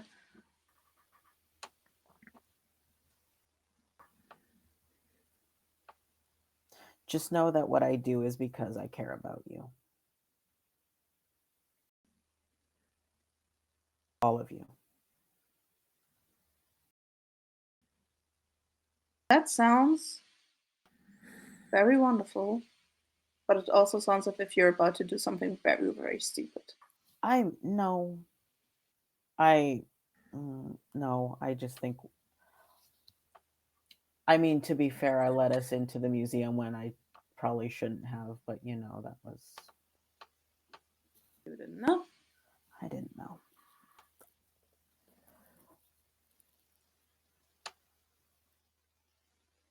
But just. Okay, we're getting. Yeah, whatever Sorry. you think. No, whatever you think we should. You've spent the most time with them.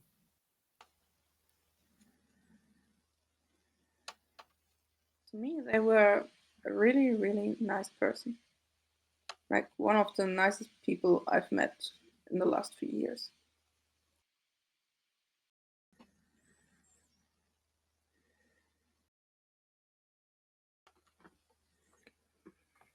They might not always be the most adept at social clues. I did pick that up when Yeah. we were having this serious moment, and then they made physical comedy.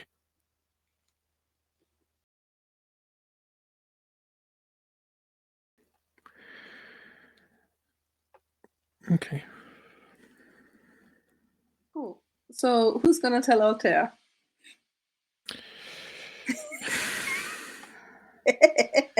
I'll go. Speaking of Altair, where did Altair go? Just down into kind of the main street, sort of a little further up. It looks like there's some terraces or like some sort of like seating areas. He's just headed up the street a little bit. There would probably be Very seats. visible still. Yeah, a few like places that have like big seating that they don't take out. They just kind of put all the seats up, and you leave it alone because you don't want to get got. Could you roll me? Oh, rather not. Wits plus awareness, difficulty 3. Wits, that's 2. My awareness is question mark. It's 3. underneath that the wits and the skills. I got it. What is it? Difficulty 3? Yep. That's a 7, a 9, a 7, and a 5, and a 1. That's good. There is Cool. a lady wandering Oh. the street who looks out of place and confused as to where she is going. And she smells amazing. Not of blood, Oh. but of glamour. It is the first time he you have is- smelt glamour that much. Like, you've kind of had moments where you've smelt it a little bit, but like, this is Yeah. the first time you fully get a whiff of it. And as you like look at her, you see the cloud of glamour almost around her.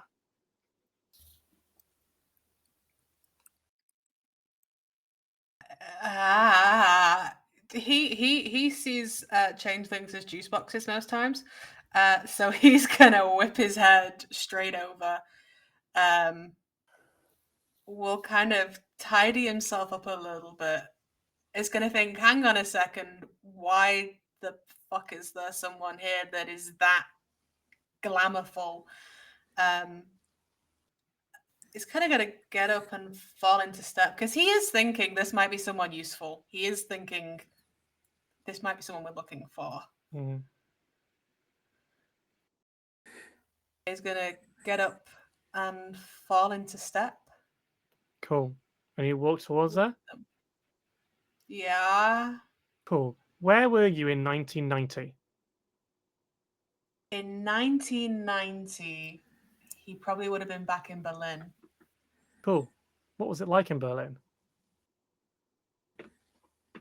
He was massively in the party scene back then. He'd kind of strayed a little bit from goth and had kind of gone a little bit more industrial.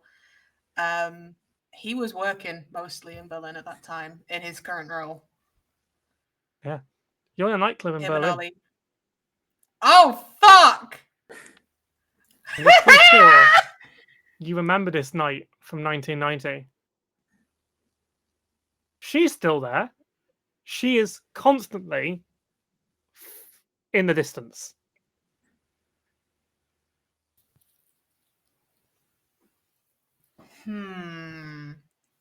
Okay. He is going to look around and see if there's anyone else he knows. If there's anyone he recognizes. You see 1990s Ollie. Fuck. At the bar. Okay. See, the thing they don't tell you about Scotsmen elsewhere. Oliver! We hold our drinks He's just, better than anyone else. He's going to grab him by the scruff of the neck. Pull him over. Yeah. What year is it? 1990. Right. Above table, am I aware that there is a sudden shift, or to Altair is it just dead ass 1990s? You know that you're not meant to be in 1990. You were on Cardiff Street, and then you took a step towards her, and you were in 1990s Berlin. Oh, it was a seamless transition. and you're not sure if it's real or not. You can make some checks. You can roll some things. But I can currently, roll some things. if you'd like to roll some things, feel free to roll some things.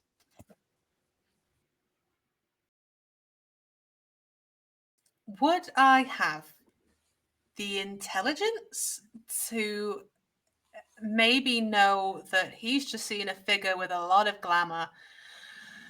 Glamour is usually associated with mages. I mean, she's Is this still some sort visible. of... Oh, can I try and chase her? Would you love to? I'd absolutely adore to. Cool. You are now in London in the 1980s. Oh, fuck. Oh, shit. Okay. And you see Ollie talking to someone in a club. Is it Nim? That's fucking Nim.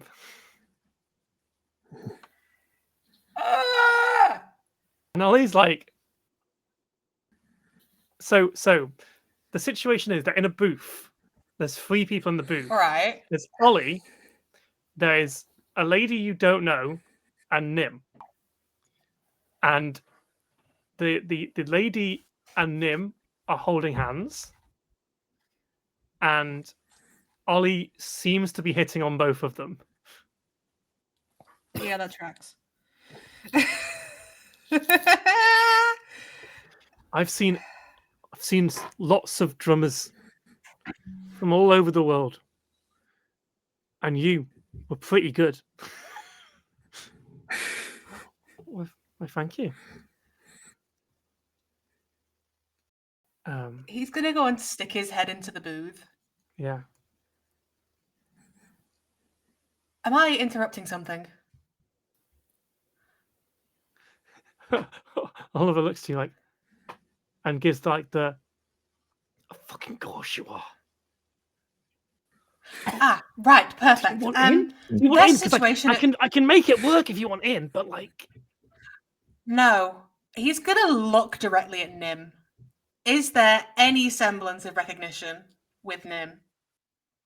no. You right? Oliver, there is a situation back at home that I may need you to deal with. But you could have. You just should have heard her band. They were great. Yes, apologies. There has been a aftermath of the job. Spreadsheets, that sort of thing. He says very pointedly. I feel like this is there's a body in the back garden, please deal with it. Ah. Spreadsheets don't go If you anywhere. wouldn't mind. They're kind of stuck where they are. Yes. But you know what I mean. There is a small situation that requires dealing with. I am so sorry, he says to the other two. Yeah, fine, whatever. Thank you, darling. I think this is our Straight current back address. after the woman. Hands as you go off, Ollie stands up and goes, I think this is our current address, and hands it to Nim. Fuck. You follow after the lady. Yes. If it is when did you reappear in the world? How far back do you go? I think he was maybe like 1600s. Oh, yeah. You start going... Basically, every time you move towards her, you end up going further and further and back in your own timeline. Oh, okay. He will wait until they get to somewhere quieter. He'll probably try and get to like the 1800s and then realize, oh shit, something's wrong. Yeah. And is going to shout ahead of himself. I will say, every time you jump century, she's getting closer. Oh fuck. He knows he's got a little bit more time to go back, so we'll keep going. Because he's figuring the only way out is through. as you do that, you basically see your history spread out across the decades and the centuries. Yeah. And you arrive at her at the earliest point possible. And she turns and looks and asks, Right. "Are you lost too?"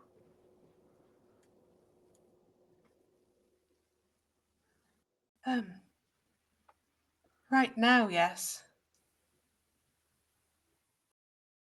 I don't like being lost. But I think I know the way home. Have you got one of those?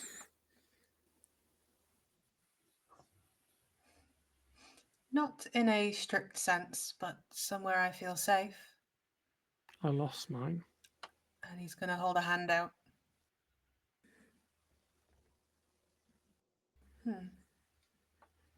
Well, they say that sharing is one of the finest things in life. How do you know that you can My get name's out? Altair.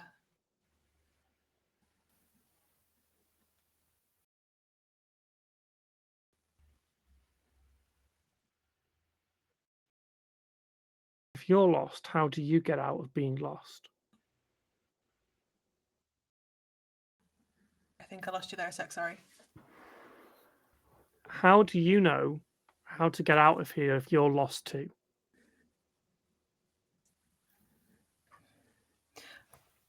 I think I go backwards.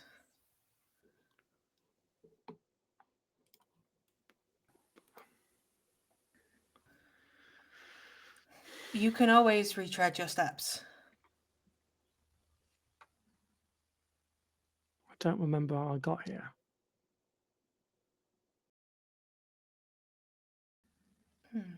Well, I think I followed you some of the way. I remember your footsteps. So perhaps you come with me and I find you your way back. Are you Lucy, by any chance? Lucy sounds right. And we're going to have to go to break because You there's look like currently a an ad break Lucy. going on. Ah! Sorry. Crime! We'll be back shortly.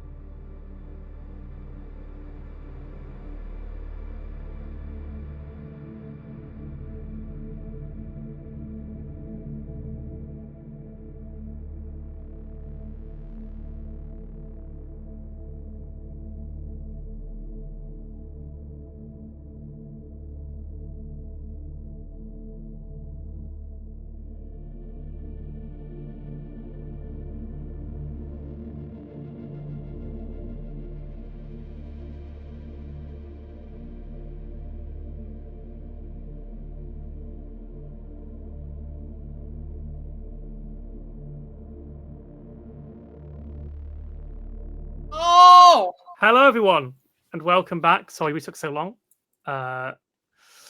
We're all releasing We demons. talked about exes. We talked about exes. Apparently, I've got to fight 7 evil exes, and I don't even know why. Morale. Anyway,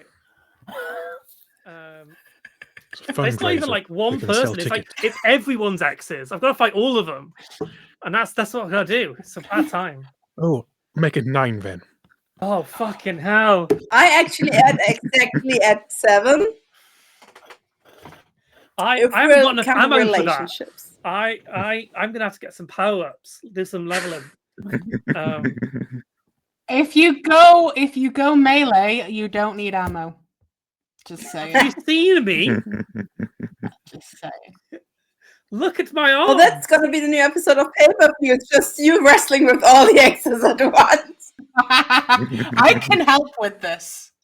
There is theoretically a training school for wrestling in Llandudno. I could, if I wanted to, go to a wrestling school. I have thought about I it. want to go. many I times. want to go to Llandudno. There's one. I'm pretty sure there's one in Manchester. Anyway, so No. let's return to our lovely world where Altair is currently speaking to a very lost lady. Yeah. How do you know Uh, that you can get us out?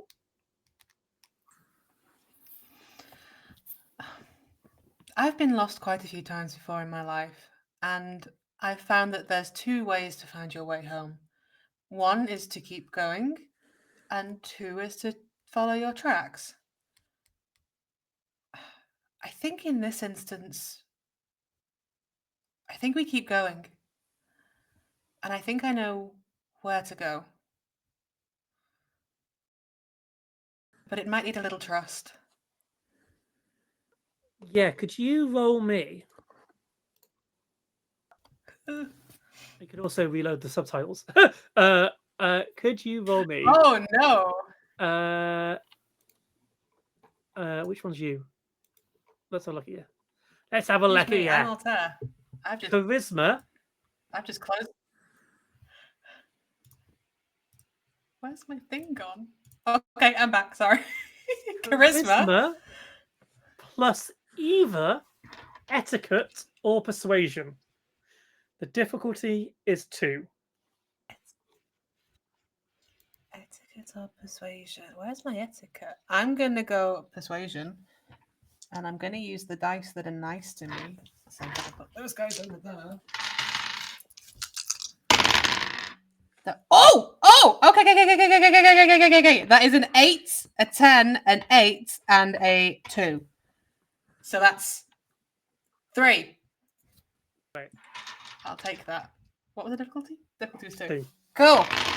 She has been very closed off the entire time. And also her attire has changed every time you jump through the era to be a era relevant costume.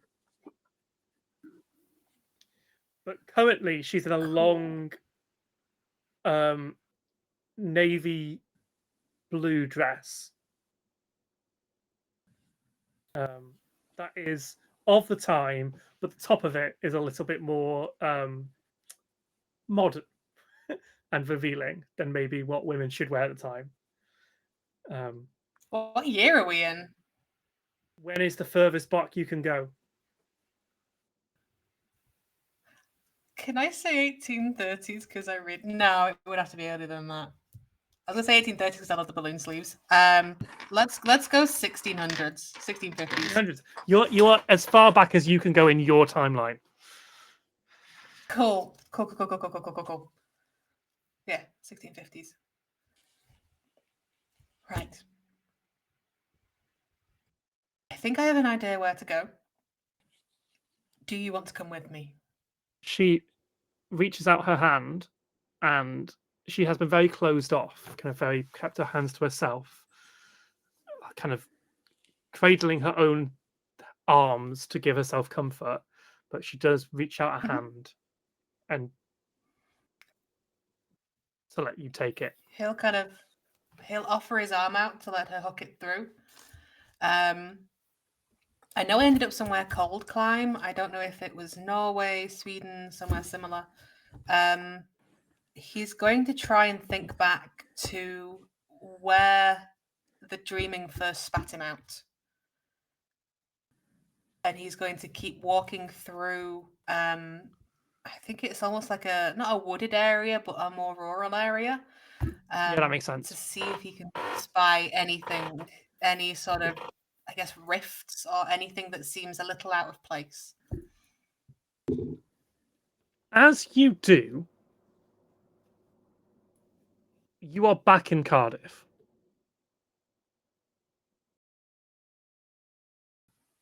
Cool. Is it Cardiff now? Yes. Cool. Right. I have some friends I think may be able to help. What's mine is yours in this situation.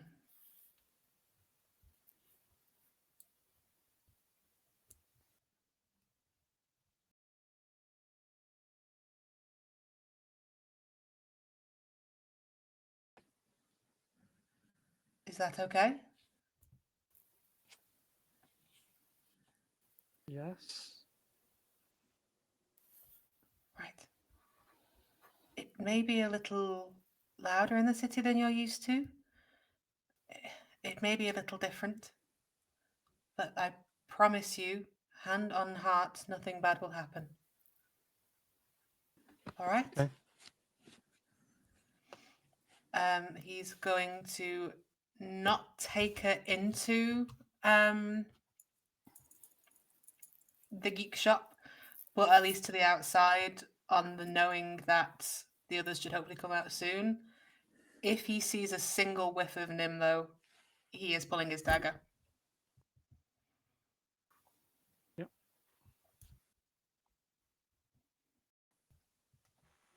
Everyone Sorry, else? I don't think I.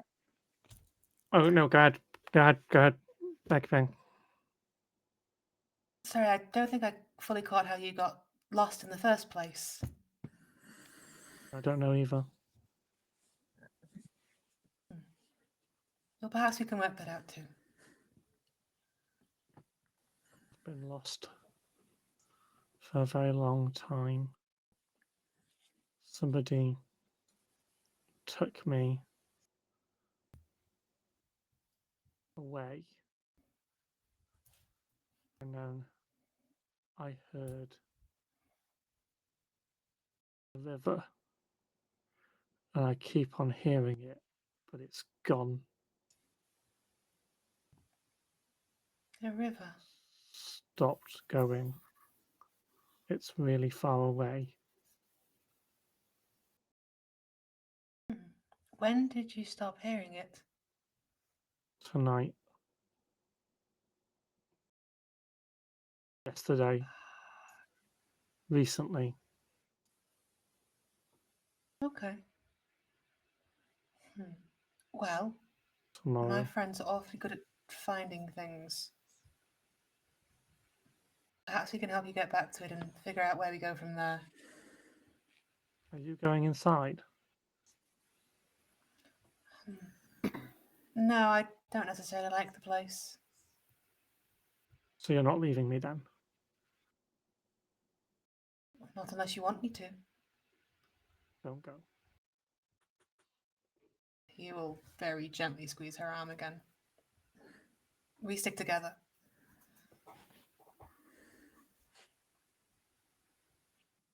He is going to try and text the others and just be like, please come down immediately. With like lots of exclamation points, which Alten never fucking uses. The message reads, sorry, what did you want to say? He just wanted to say, please come downstairs. Many, many, many, many, many, many exclamation points. What's going to happen? The question has been requested. At the utmost importance. Huh?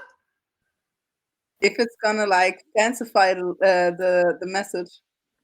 Oh, I The see. message reads, PESCMDWSAR.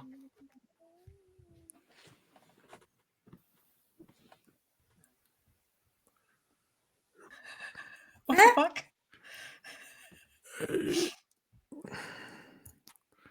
That's odd. It's gibberish. Okay. We left. Okay, I mean it is our fault. We left one of us unattended for 5 minutes. We should have learned from past experience so that never goes well. I swear to God, I'm gonna put an air tag on to all of you. I would not object.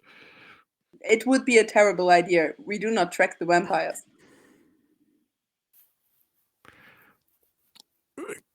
Good point. Better find ourselves later than risk someone else finding us, I suppose. Nim is still gone, by the maybe way. there's a magical way. Nim's still gone. Oh. Absolutely GTFO'd.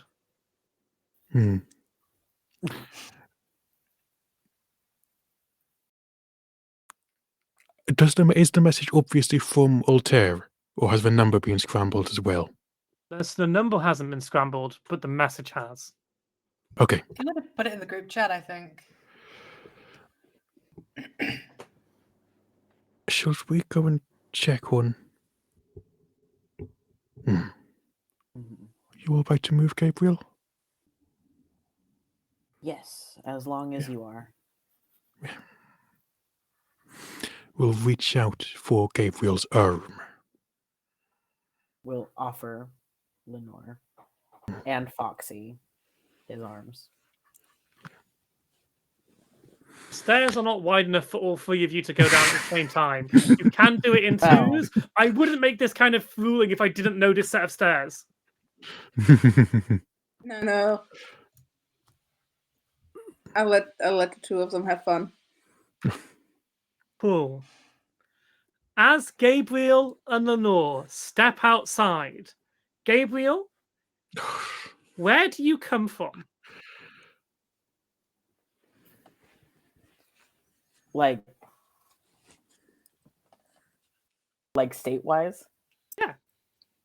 Yeah, it'd probably be the same as my hometown, so like somewhere in Idaho. So you are stood in Idaho. Lenore is there with you, and Lenore, you also are suddenly in America in sunlight. Gabriel, your husband to be is visible in the house in front of you. Bitch.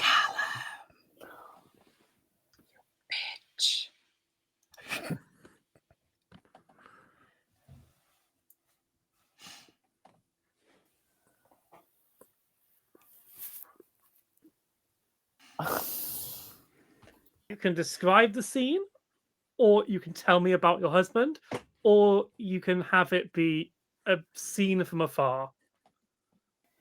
are we out? So we're outside the house. You're outside the house that you were to have together.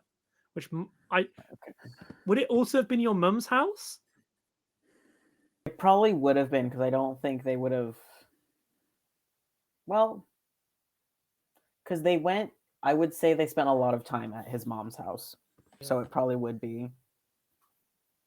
Yeah. Yeah. It's your mum's house, as you remember it. Yeah, just a single story, 3-bedroom, 2-bath house in the suburbs of Nampa, Idaho, that most people don't even know is a town.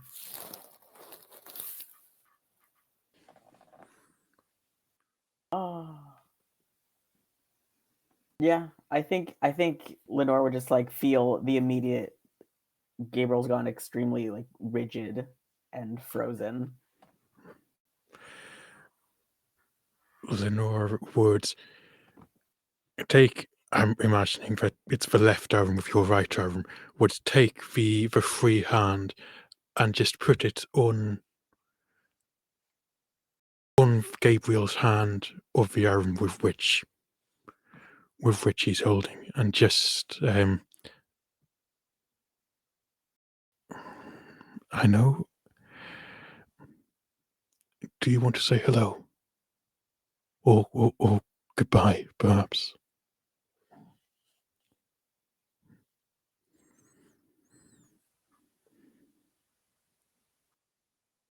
To be honest, I don't know what's happening, so I don't know what would be the safest option.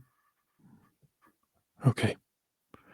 As you kind of I'm not watch the gonna. house, you see. Sorry to interrupt you, Kieran.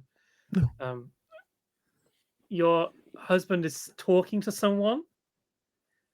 Your mum comes into food. Like, can you see your mum walk towards them? And they're having a conversation. And they seem to be pleasantly happy.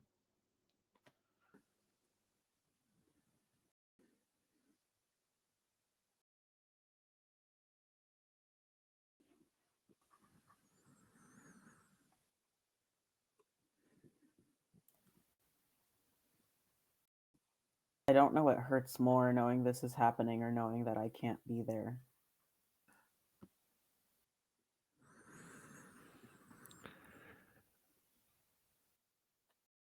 Your husband, or husband to be, and your mum are the age you last saw them.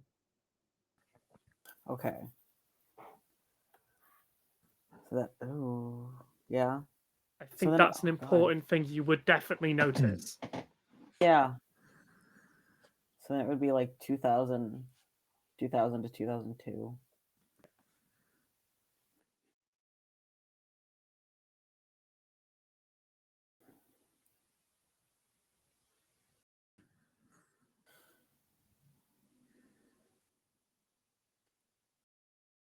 I think Gabriel just starts shaking his head and just going, "We shouldn't be here.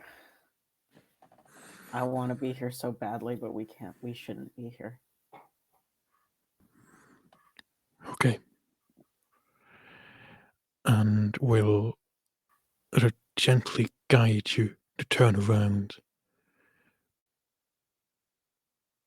and start to walk away and see, trying to go at your or Gabriel's pace. If he stops, she'll stop, but it's just trying to be there as staying close. I think keeping shoulders together and just not saying anything, but trying to reinforce that you do have somebody here, even if it's not the person that you desperately want to be with. You do have somebody, and you're not alone. Lenore, could you roll me Resolve plus Occult, difficulty 4? Resolve. Okay. And I have 5 hunger, so let's have a look. Resolve plus Occult, that's 5 dice. I Roll forgot up your about hunger that! dice. I forgot! Oh no! Oh, this can't go wrong at all. Oh shit! Oh. So if what's about to happen to your beautiful moment, Gabriel? What's the difficulty again? 4. 4. So that's 1, 2. Okay. Oh, okay. What's that? Is that a 9 or a 2? That's a 2, and I got 3 successes. One of them was a 1. I can't re-roll that. Can I spend a willpower to re-roll the one which How many was dice not a did you roll? success? I rolled 5 dice. Oh, I can't re-roll any hunger dice. Can't roll any of them, and that one is a bestial failure. Oh, okay. I am not going to send your character into torpor by making your hunger go up, which is one of the things I can do, and it would kill your character basically temporarily. Not going to do that. Heads up. However, as you turn, both of you, you would have had to make a rouse check, and that would have the chance to fail, and you would go into 5 hunger, and I wouldn't be able to stop that. Yeah. So you did the right thing. this was a shit situation that I unfortunately put you in, and your characters did not have the knowledge to not enter this situation.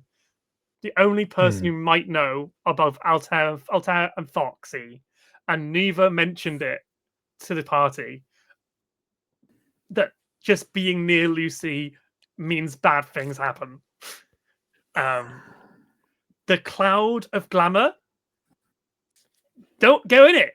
It's bad. And she's outside the door. So as soon as you walk outside, you walk right into that cloud of magic. You turn around. You're no longer in sunny Idaho. You are in a dark place. The light goes out. It's almost as if the walls build up around you. They cover the sky. Its sky goes from blue to grey to black.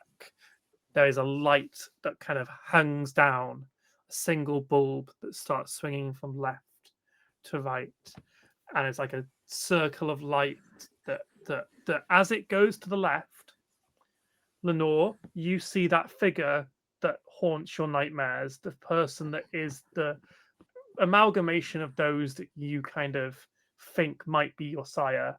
And as it swings to the right, Gabriel, it's your sire. And it swings back and forth. And they speak with one voice. You are an embarrassment to us. You left us. We gave you everything, and you left us.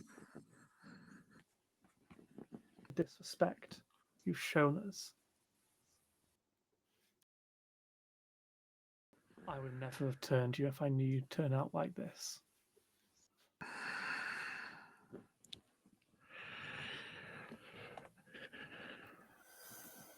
This isn't real, Gabriel. We're not here. We're not real. They can't hurt us. They can't hurt us. They're not real. They're not real. There is a rattling of chains that both of you hear inside your heads, as if someone inside a prison is rocking back and forth trying to break out. And it's the beast. And it's screaming. It's a lot more intense for Lenore, Gabriel. This is probably the most intense you felt it, but it's kind of clawing at you, but isn't seeming to really getting much traction. Whereas Lenore, it is fully like in the metaphorical prison, the bars, its hands are out the bars. Kind of reaching out, calling out. I think you feel Lenore's nails digging into your hand now, Gabriel. And she is holding close to you. She is almost hugging your arm as if it is the life ring. It is you at this moment are the connection. You are the only thing that she knows for certain she can rely upon. And you, would you tell me a story? Would you tell me a story? Oh God. I think Gabriel will squeeze back, not as tightly, but still tight, just the reassurance that he's there. And say, she will tell her about how he met his husband, his to-be husband, freshman year of college, and just talk about them knowing each other, because it was while that experience to see them hurt, it was still comforting enough to know that just to see joy, that face of joy one last time. Altair, the door opened, Gabriel and Nor stepped out, and within seconds, they seemingly froze and both began crying blood out of their eyes. Foxy, you're behind them. They opened the door, stood out, and just stopped. Can I try and grab them?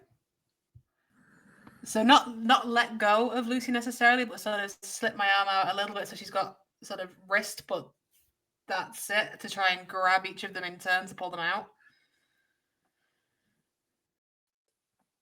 You can do that. Do you want Cool. to?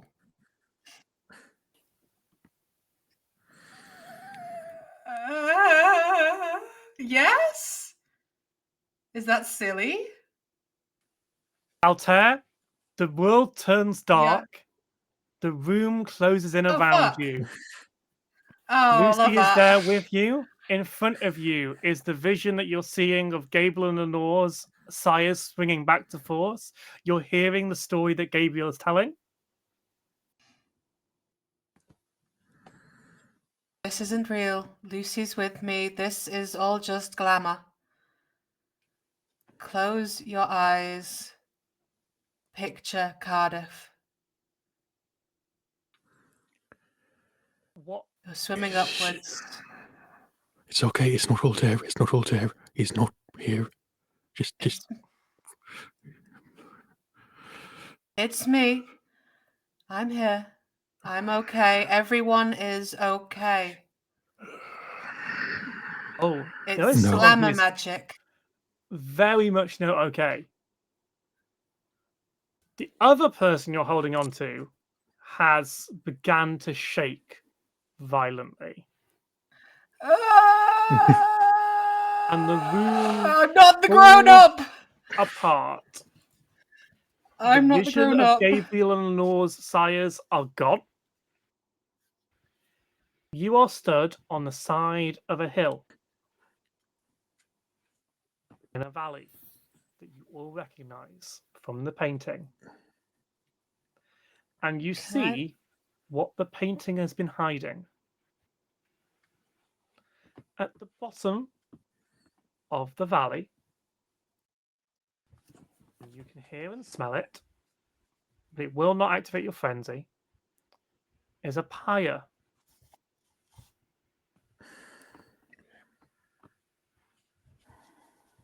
And there is a figure on a stake in the pyre.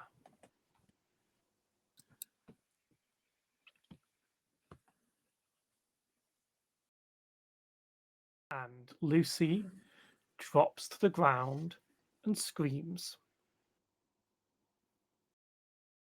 Altair will go down with her, but we'll try and block her vision of what's going on. Your hands are filling with blood. Because she's crying.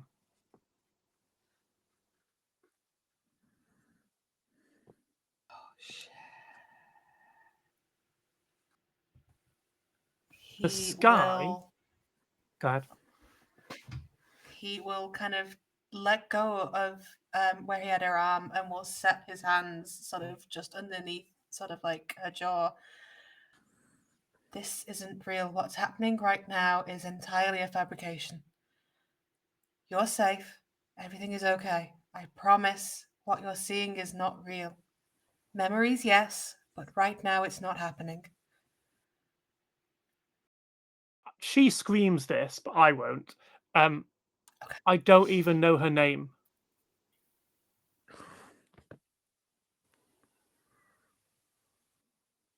Would that give you peace?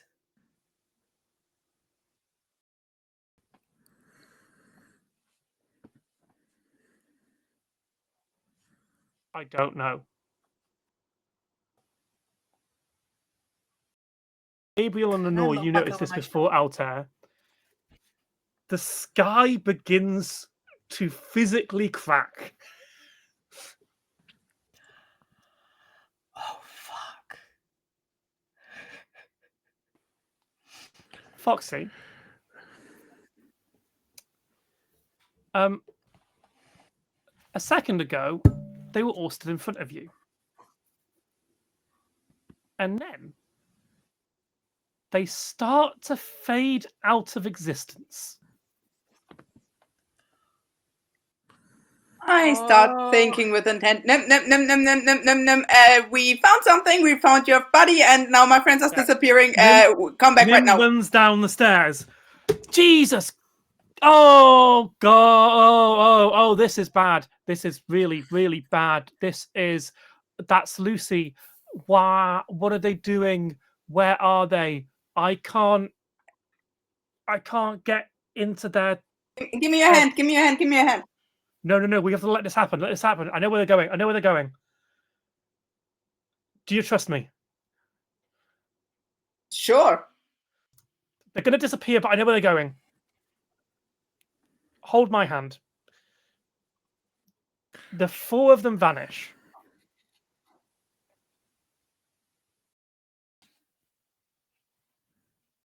Nia.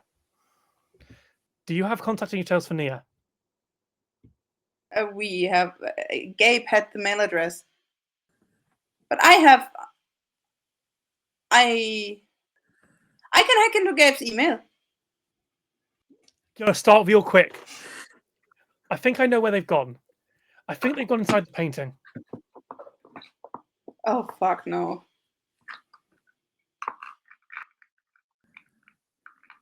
Yeah, roll me a Foxy, technology roll. I'm gonna.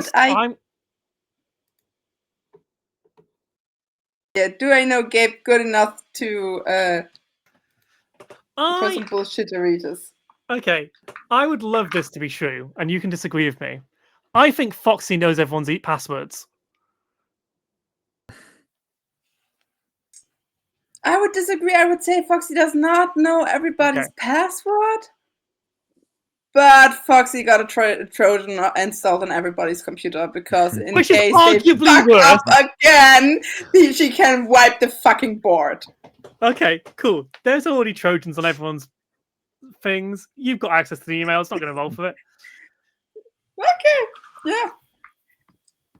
Nim might be a bit like Foxy literally just takes out her phone. Like, yeah, that's her mail. That was quick. Oh. I'll finish messaging Delara that we're not going to be able to play Magic tonight. Yeah. Oh god, I adore this woman so much. Anyway.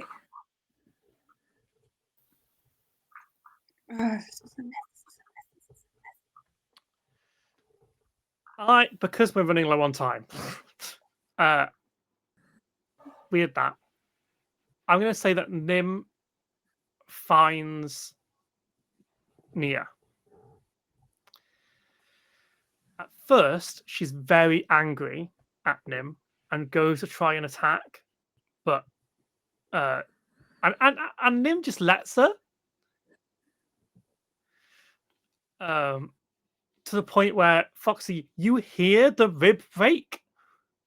Yeah, no. As soon as it's really a punch and not just like you fucking bitch, like I let her get in a good slap. But as soon as something starts breaking, I'm gonna step in. No. That's enough. Thank you so much. We have bigger fish to fry right now. You can have your wrestling match after. Nim, you look like shit. Yeah, thank you. They say that the thing that we're good at is prep. We're not good on the spot.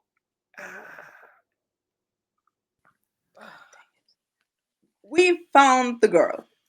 Lucy's gone inside the painting because of complicated emotional trauma compiling on top of each other. If you really care about her, whether you think I did the right thing or not, you need to come with us right now to help her out. Got it? Cool. And she's like,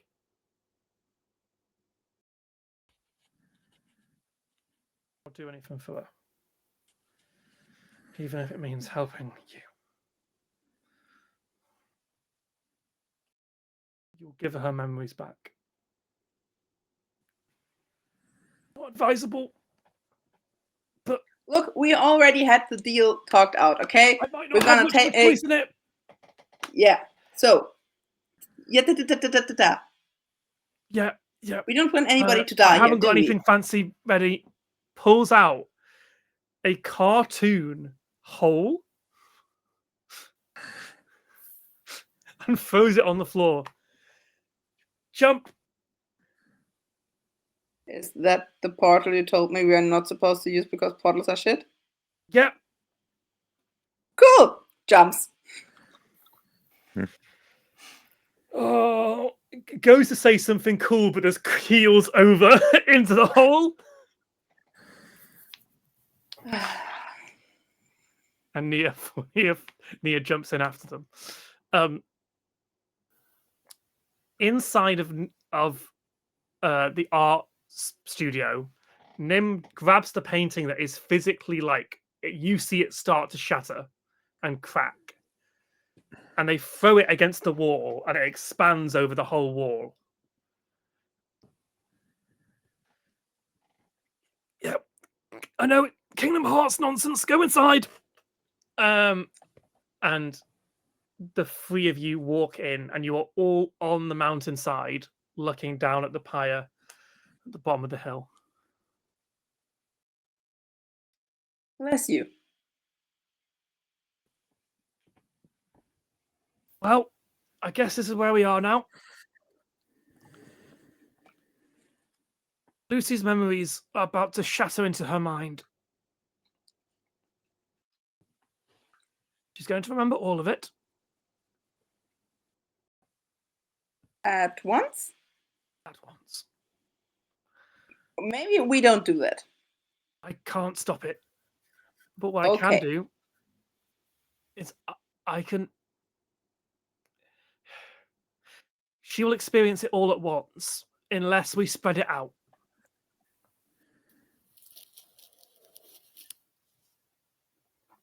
Collectively.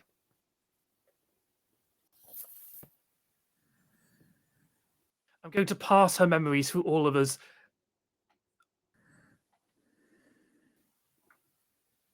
Yeah, I'm down.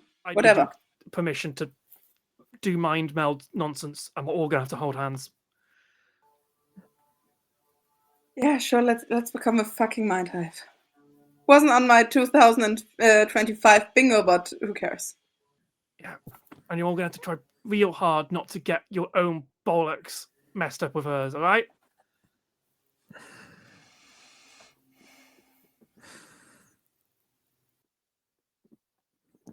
So you all daisy chain up.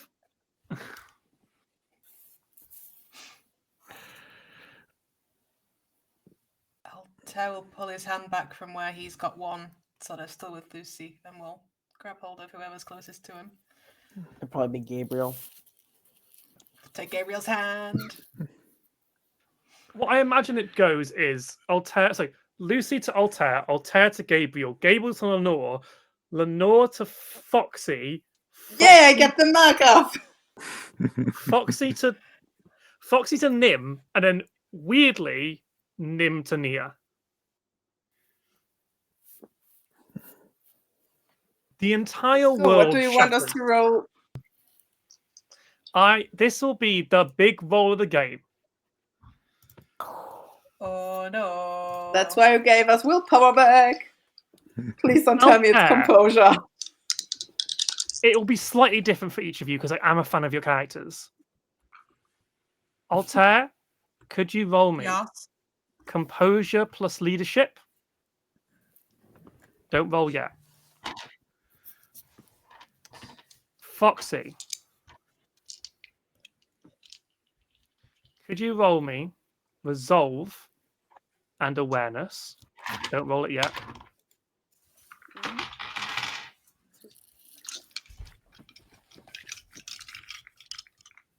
Lenore, wits and occult. Don't roll it yet.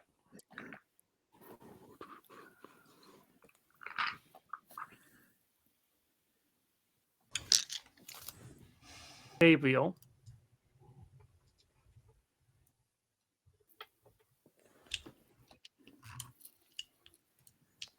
Could you roll me composure and insight? Everyone, because you're all working together, I'm going to give you all an additional die to your pool. I don't have enough dice. Difficulty is 5. Okay. Oh. Can we help each other? You all are by getting an extra die to each other. You will succeed if collectively most of you succeed. Okay. I'm going to roll for Nia and Lucy because I've not rolled all fucking game and I want to do some fucking rolling. Okay. That's Are we going? 7 dice, of which 5 are hunger. Oh! Ugh.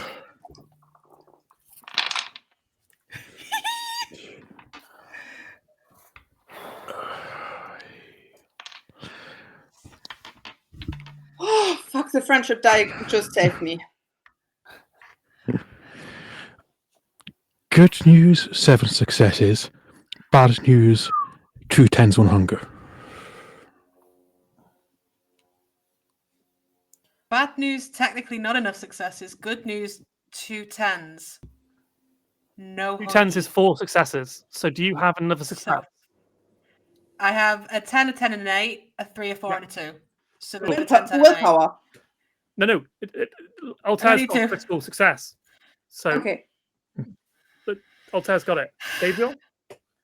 5 successes. Let's go. Everyone made it apart from Lucy, but that's fine. That's not for Lucy to get.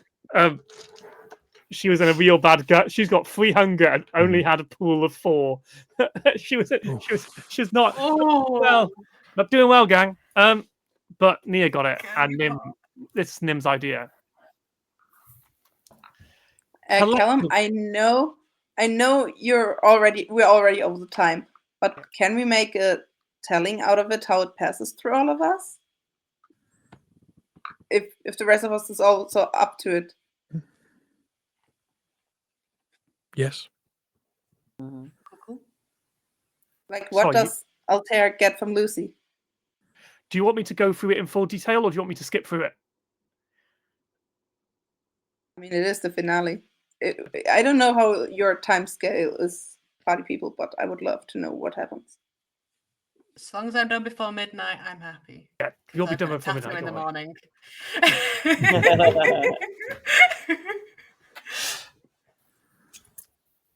Altair, you with Lucy experience the night that she was turned. Oh shit. It is a French masquerade ball. And she has been alone all night. And many suitors have come up and asked her to dance. And none she will accept. As someone else goes to ask her to dance, another figure, another suitor, shows up and insults the man. Apparently we've lost sound. You've lost sound? Crime.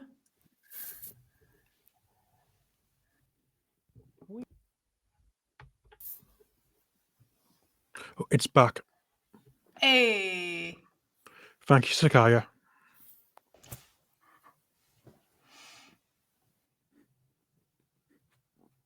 Thanks, chat. Did you catch the start of that being in a French ball?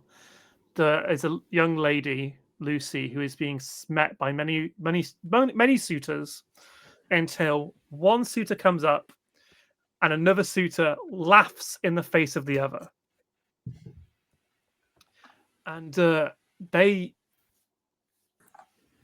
I think you notice, Altair, the person dressed up is a woman dressed as a man. And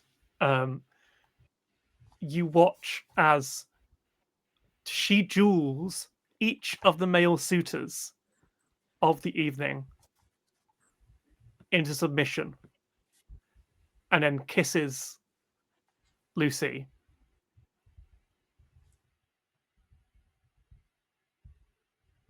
Asks if she'd come with her.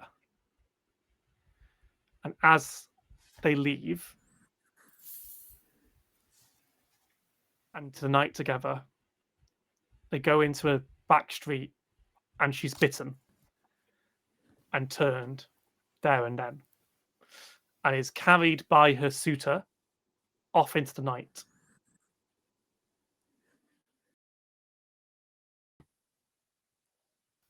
Next, it's Lenore, right? Or was it Gabriel? Gabriel. Gabriel, you see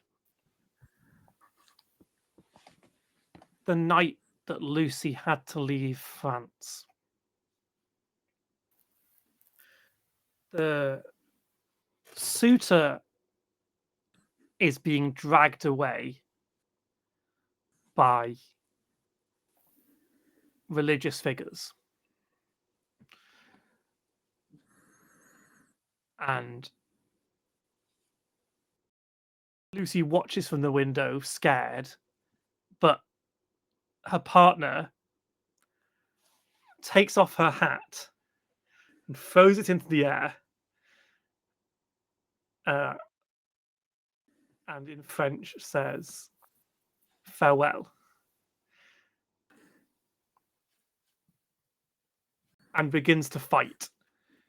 But Lucy dare not watch the fight. And she runs into the night where she bumps into Nim. And she just starts crying blood. And Nim's like, whoa, whoa, whoa, whoa, whoa.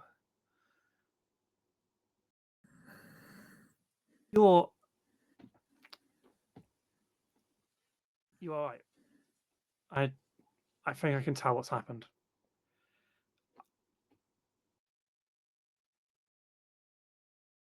Did you really burn down? Sorry, not the time. Did you really burn down a church? Nunnery. It doesn't matter. Come on. I can't help her. But she'll be fine. We just have to go.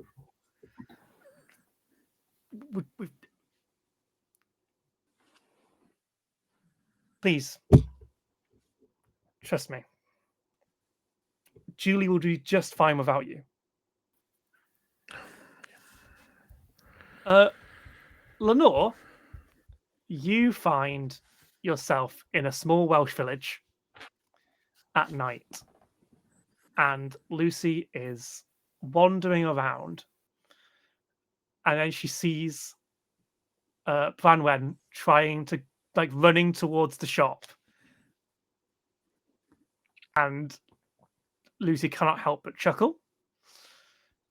And you watch them get to know each other. Over many nights, they bond, they dance, Branwen learns things from Lucy from across time. It confuses Branwen because Lucy speaks like she's lived a long time and also talks about you speak of fancy, but I don't get why you'd speak of fancy when it's just the two of us together. And then you watch as a group roll into town of young men. And they go up to Lucy, who is waiting for. So they're waiting for. Goes up to Branwen, who is waiting for Lucy, and are quite aggressive towards her until Lucy arrives. And this is like the first time you see it, but Lucy bursts into action and kicks all of these lads' arse. Foxy, what you see is the group of hunters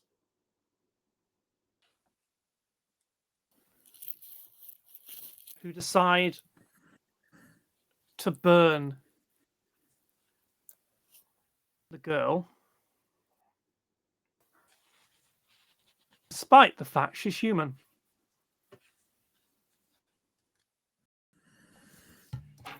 Those fuckers. And what you also realize is that this pack of hunters are not hunters, as in they know of the supernatural.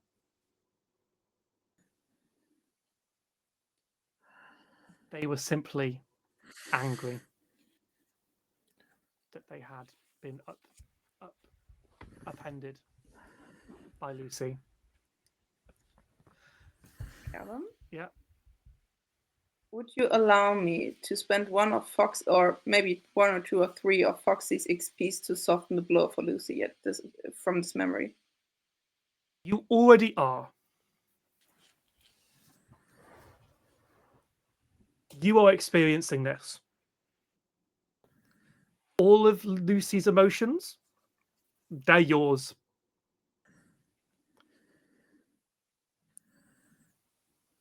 So I appreciate the offer. This is the point of it. This is why you're doing this, is to soften the blow together.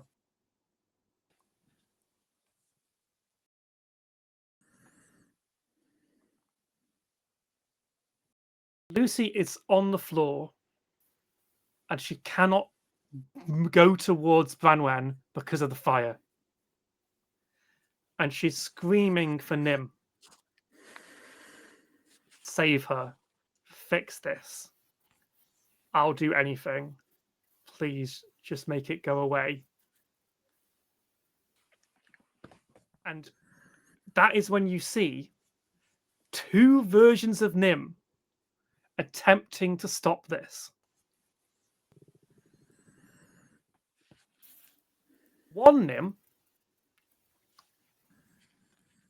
is running towards the fire.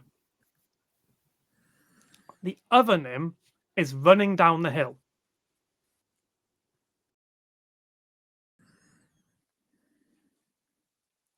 The other Nim isn't quick enough. The one that's running down the hill isn't quick enough to make it. The one that tries to put out the fire is shot by one of the young men and dies.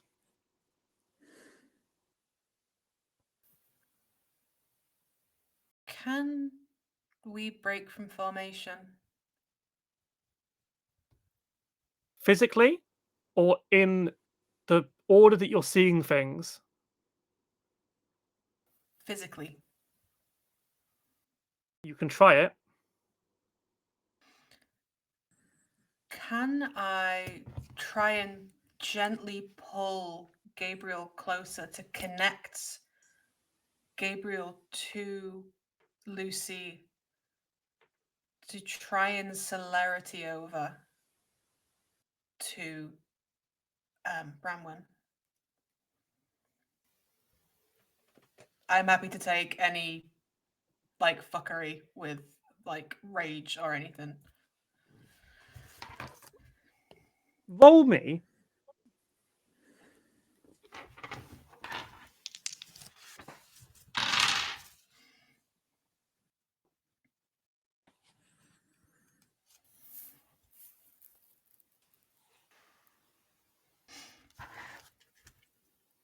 Roll me wits. No. Roll me strength plus resolve, difficulty 4. Strength plus resolve. 3. I'm using my nice dice. Right, so. Oh, okay. That's a 7, an 8, an 8, a 0, so that's 10, a 9, and a 4. So that's 1, 2, 3, 4, 5. And a 10 doesn't get you anything if it's on its own, does it? No. It's a lonely 10. Cool. Altair. Pun not intended. You tear through time. Oh, not again.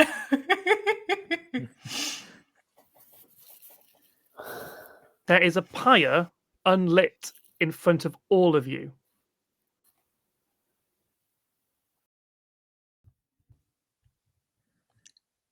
Do we see hunters? Vanwen is on the pyre, and a group of men have lit torches.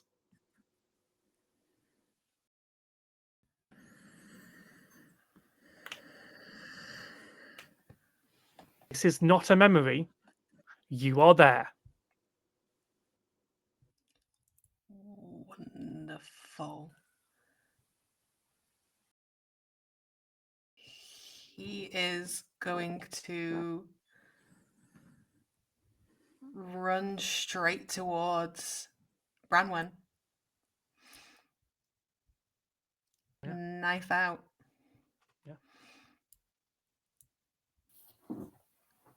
Is going to see if the hunters react. Oh, they turn around, see all of you. They got guns up. Fangs out. I'm It's not. just the 4 of us. It's the 4 of you. You see a Nim running down the hill. You see a Lucy running down the hill. And then you see another Nim running up the street.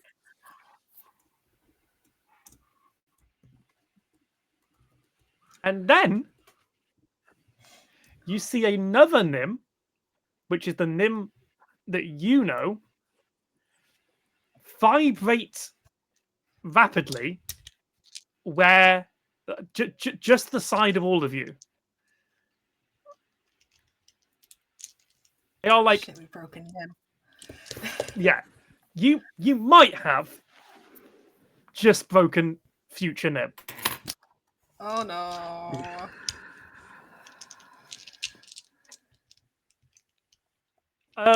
Roll me some strength plus brawl or whatever fight stats you've got. If it's strength plus brawl or dexterity plus brawl, whatever you've got. Difficulty 2. Fuck these fuckers up. Woohoo! Strength plus ball. Callum? Yeah. I would like to actually free the beast. And I Oh, would like to, absolutely. To ride the wave. Yeah, fine. Because you don't hurt Goldies on Foxy's watch. Foxy, do you take on animalistic form when you do this? In what way do you mean that?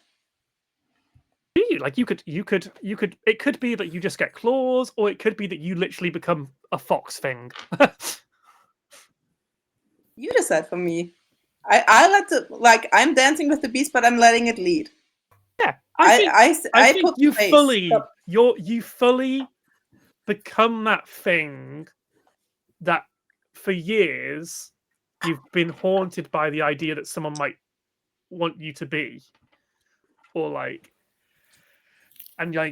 you'll become slender and fully become a fox type being and lurch at these guys, and you just take 2 of them out in one go. Oh yeah, baby. Who got the critical fail, the critical success on this initial roll? That was myself. Yeah, That was Lenore. What is the most brutal thing that you think Lenore would do to a human being?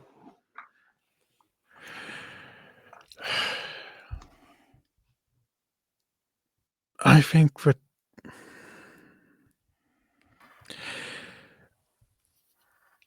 as well as being absolutely fucking furious at this moment, Lenore is also so hungry and so tired. And I think that Lenore sees, and this is going to be going against, I know there's a mechanic for this going against Lenore's conviction, which I think has something to do with humanity loss.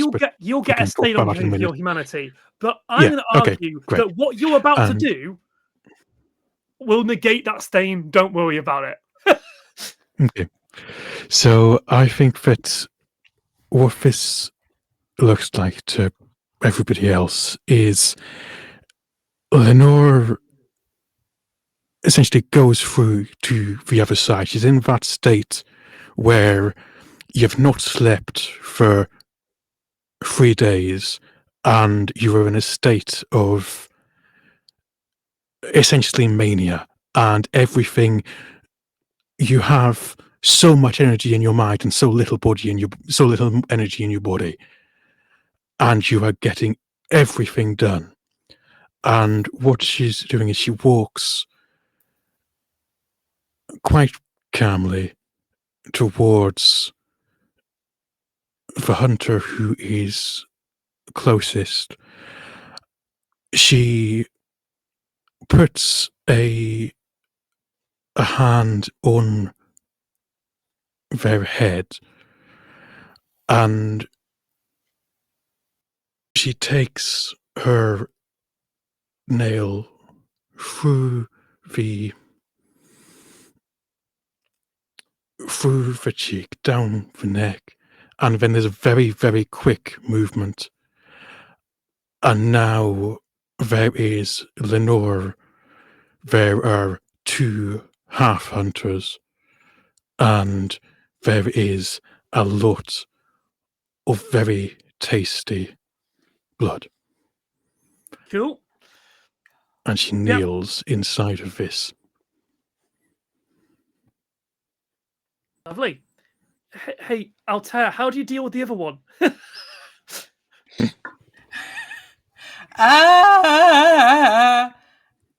Okay, how about you?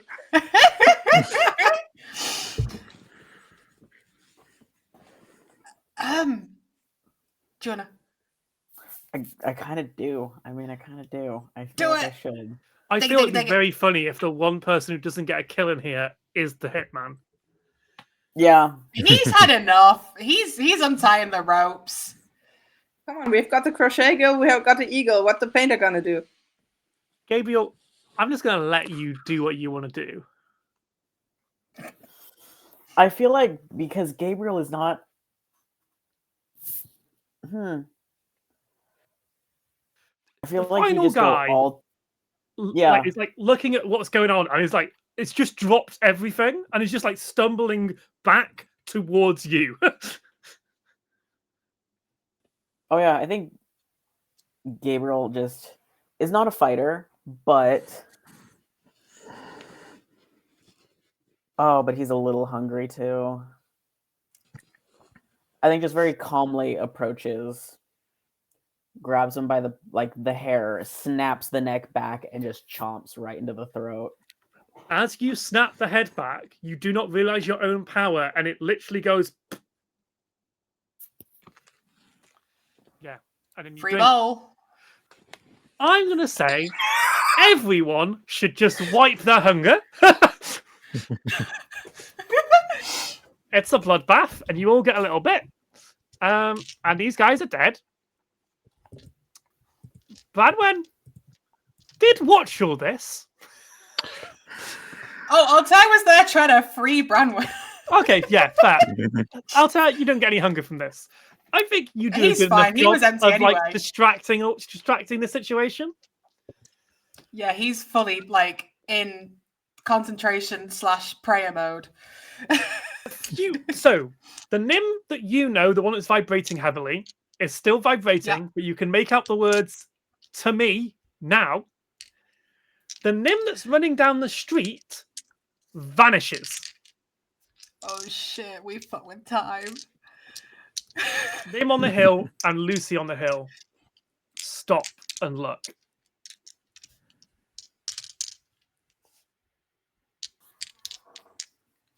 I ran to our mage. Yep.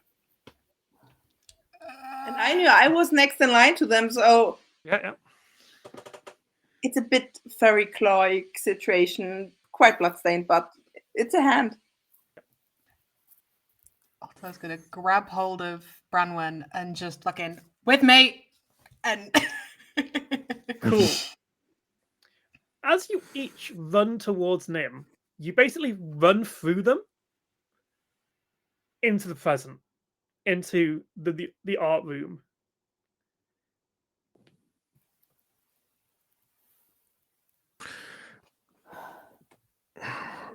And Branwen is there.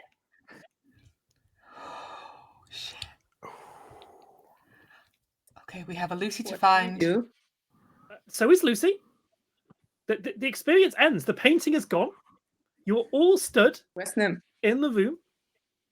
Nim is on the floor, seemingly unconscious.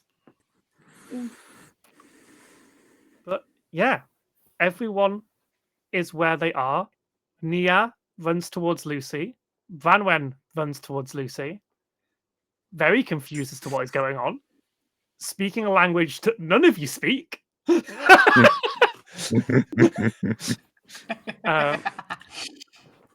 Lucy has her memories back, but she has more than that. You change time.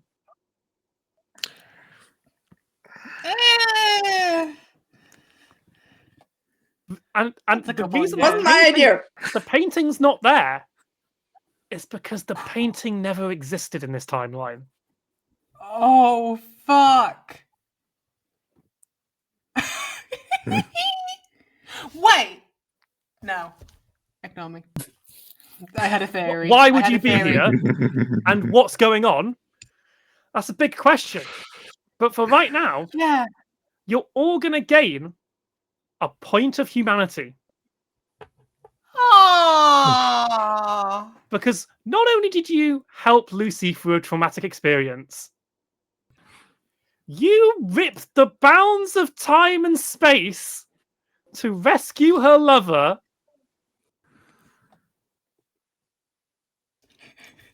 Yeah, we're gonna stop. We're gonna be. This is so a Vampire fucked Masquerade campaign, by the way. Yeah.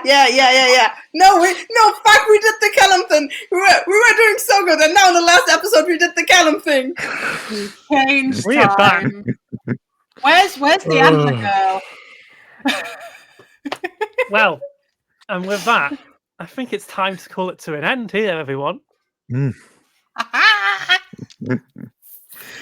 Oh. The power of gay love pierced the veil of time. We've done Supernatural, baby. I've never even seen that episode. Come back for season 2. Who knows what else has changed? Oh. I hate this. I will let But my Nim- players. We didn't kill them, did we? We didn't kill them. Who knows? That's all, folks. Oh. I think Nim is fucked, but alive. You could they'll probably be fine. The problem is, okay, I'll let you in on a little secret here. Nim was already struggling to stay in this timeline. And then you piggybacked off them to go back and change history. And not only change history, you've changed Lucy, Nia, and Nim would never have gone to Cardiff.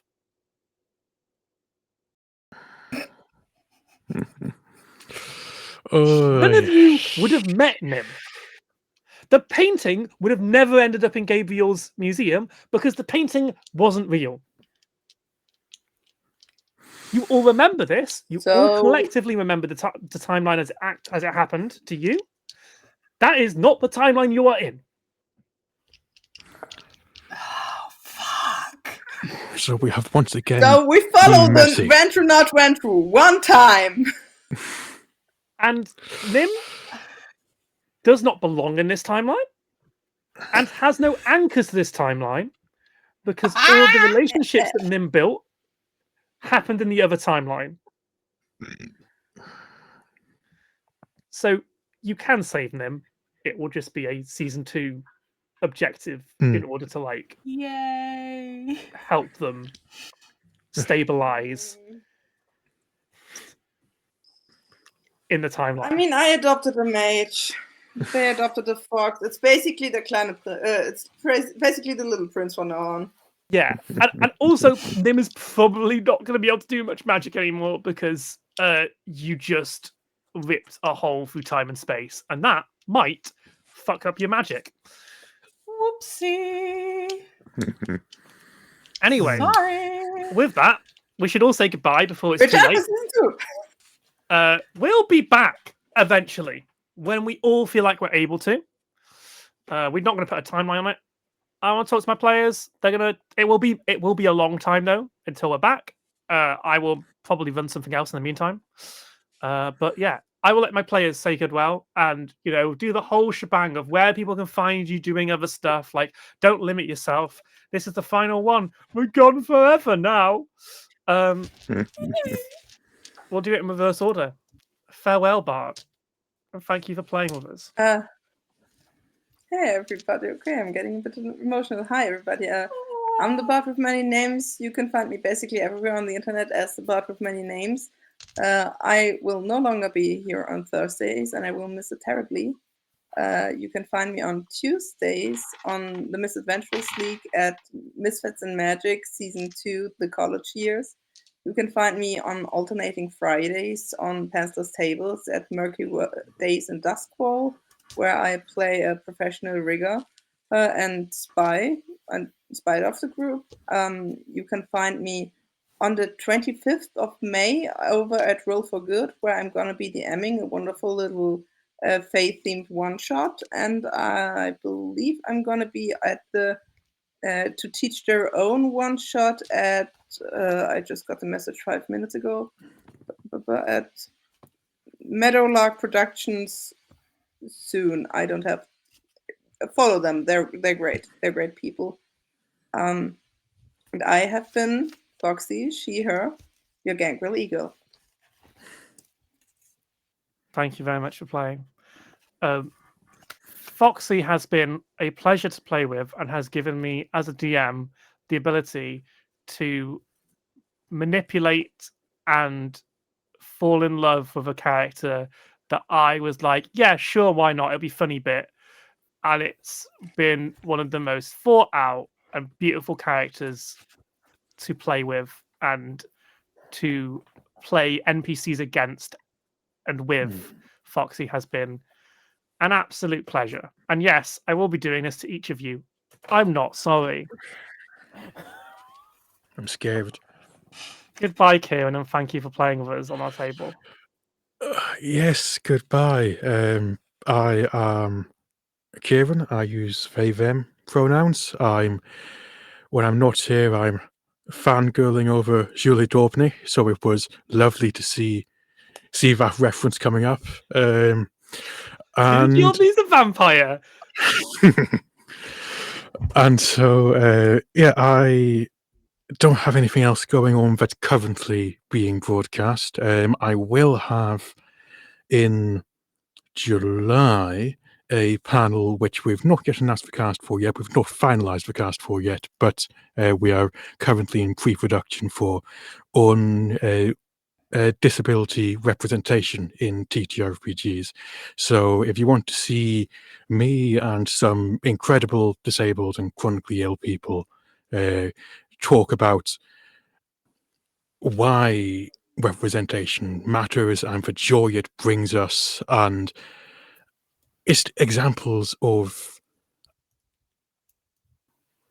how, also I suppose some advice on how can you as a GM or as a player make your worlds a bit more representative of the real world, which is something I've loved about how Callum has been GMing, is the background NPCs. Lovely, diverse cast. There was a wheelchair user in there. I felt so much joy when Callum described the wheelchair user. But yes, if you want to hear some incredible people be talking about a very important subject with me nodding along going every so often, then you can tune in at some point in Disability Pride Month to Euphoria, which is in July.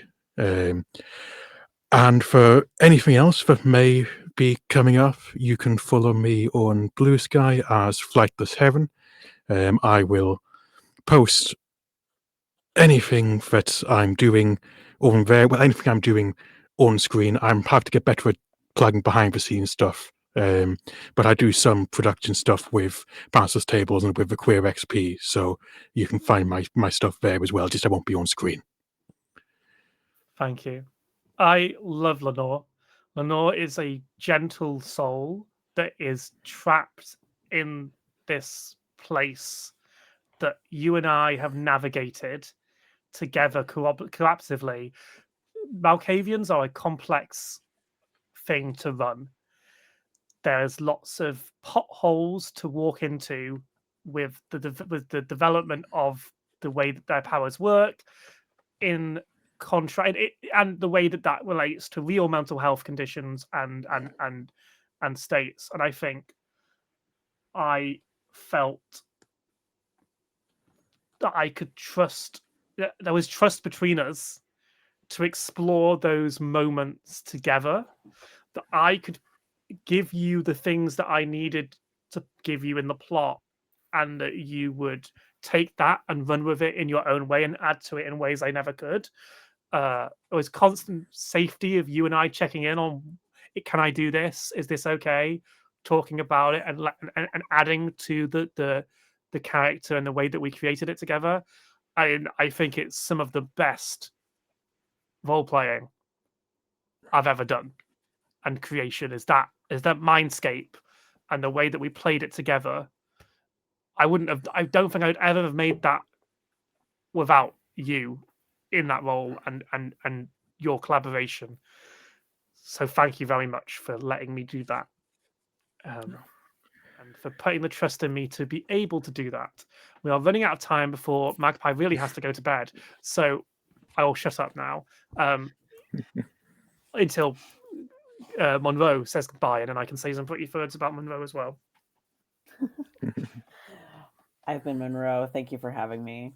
It's been a pleasure. You can find me at Blue Sky at Monroe Row and on Itch, where I am primarily a game designer. So you can find my games currently on sale at monroe.itch.io. But at the end of May, yes, I believe it's the end of May, on Saturdays, I will be back playing Emergent on Logomancy for another superhero horror game that is much more eldritch in nature that I'm very excited to be a part of. Yeah, that's all I got currently. Thank you for agreeing to play with me and Monroe. When we had a meeting about this game, you said you wanted to play, and we didn't really know each other very well. And I said, yeah, sure, because you're part of the House of Dreams team, and I was like, yeah, let's go with it, because I was very confused of who to cast in this show, and I realized I should just go with my gut and play with the people I wanted to play with, who I think could tell the best story with me in a sensitive way. And you were probably the only unknown in that, but you have given so much to this table with Gabriel, and your care for the other characters, and the this place has not been kind, Gabriel. It's kind of been stuck in the middle of a lot of things, and I hope to see more from Gabriel when we come back for season 2. because I think he offers so much to the dynamic of the group, and we are only just starting to tap into all the possibilities with Gabriel, with family, with the sire, and how you will take the party forward. I'm very excited to see. So thank you for being at my table and joining this little group and becoming someone I'm like, yeah, I'd play with Monroe any day of the week. Apart from Mondays. Mondays is D&D. Anyway, finally, this is the entire person whose fault it is for all of this. Magpie.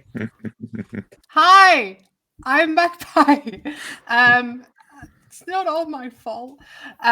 You can find me at Antique Horror on Blue Sky. I will be back at House on Sunday. We're running Lost Haven Art, the game of Skies Above. I am silly excited for it. We have lots of little creatures that we're playing, and I can't wait.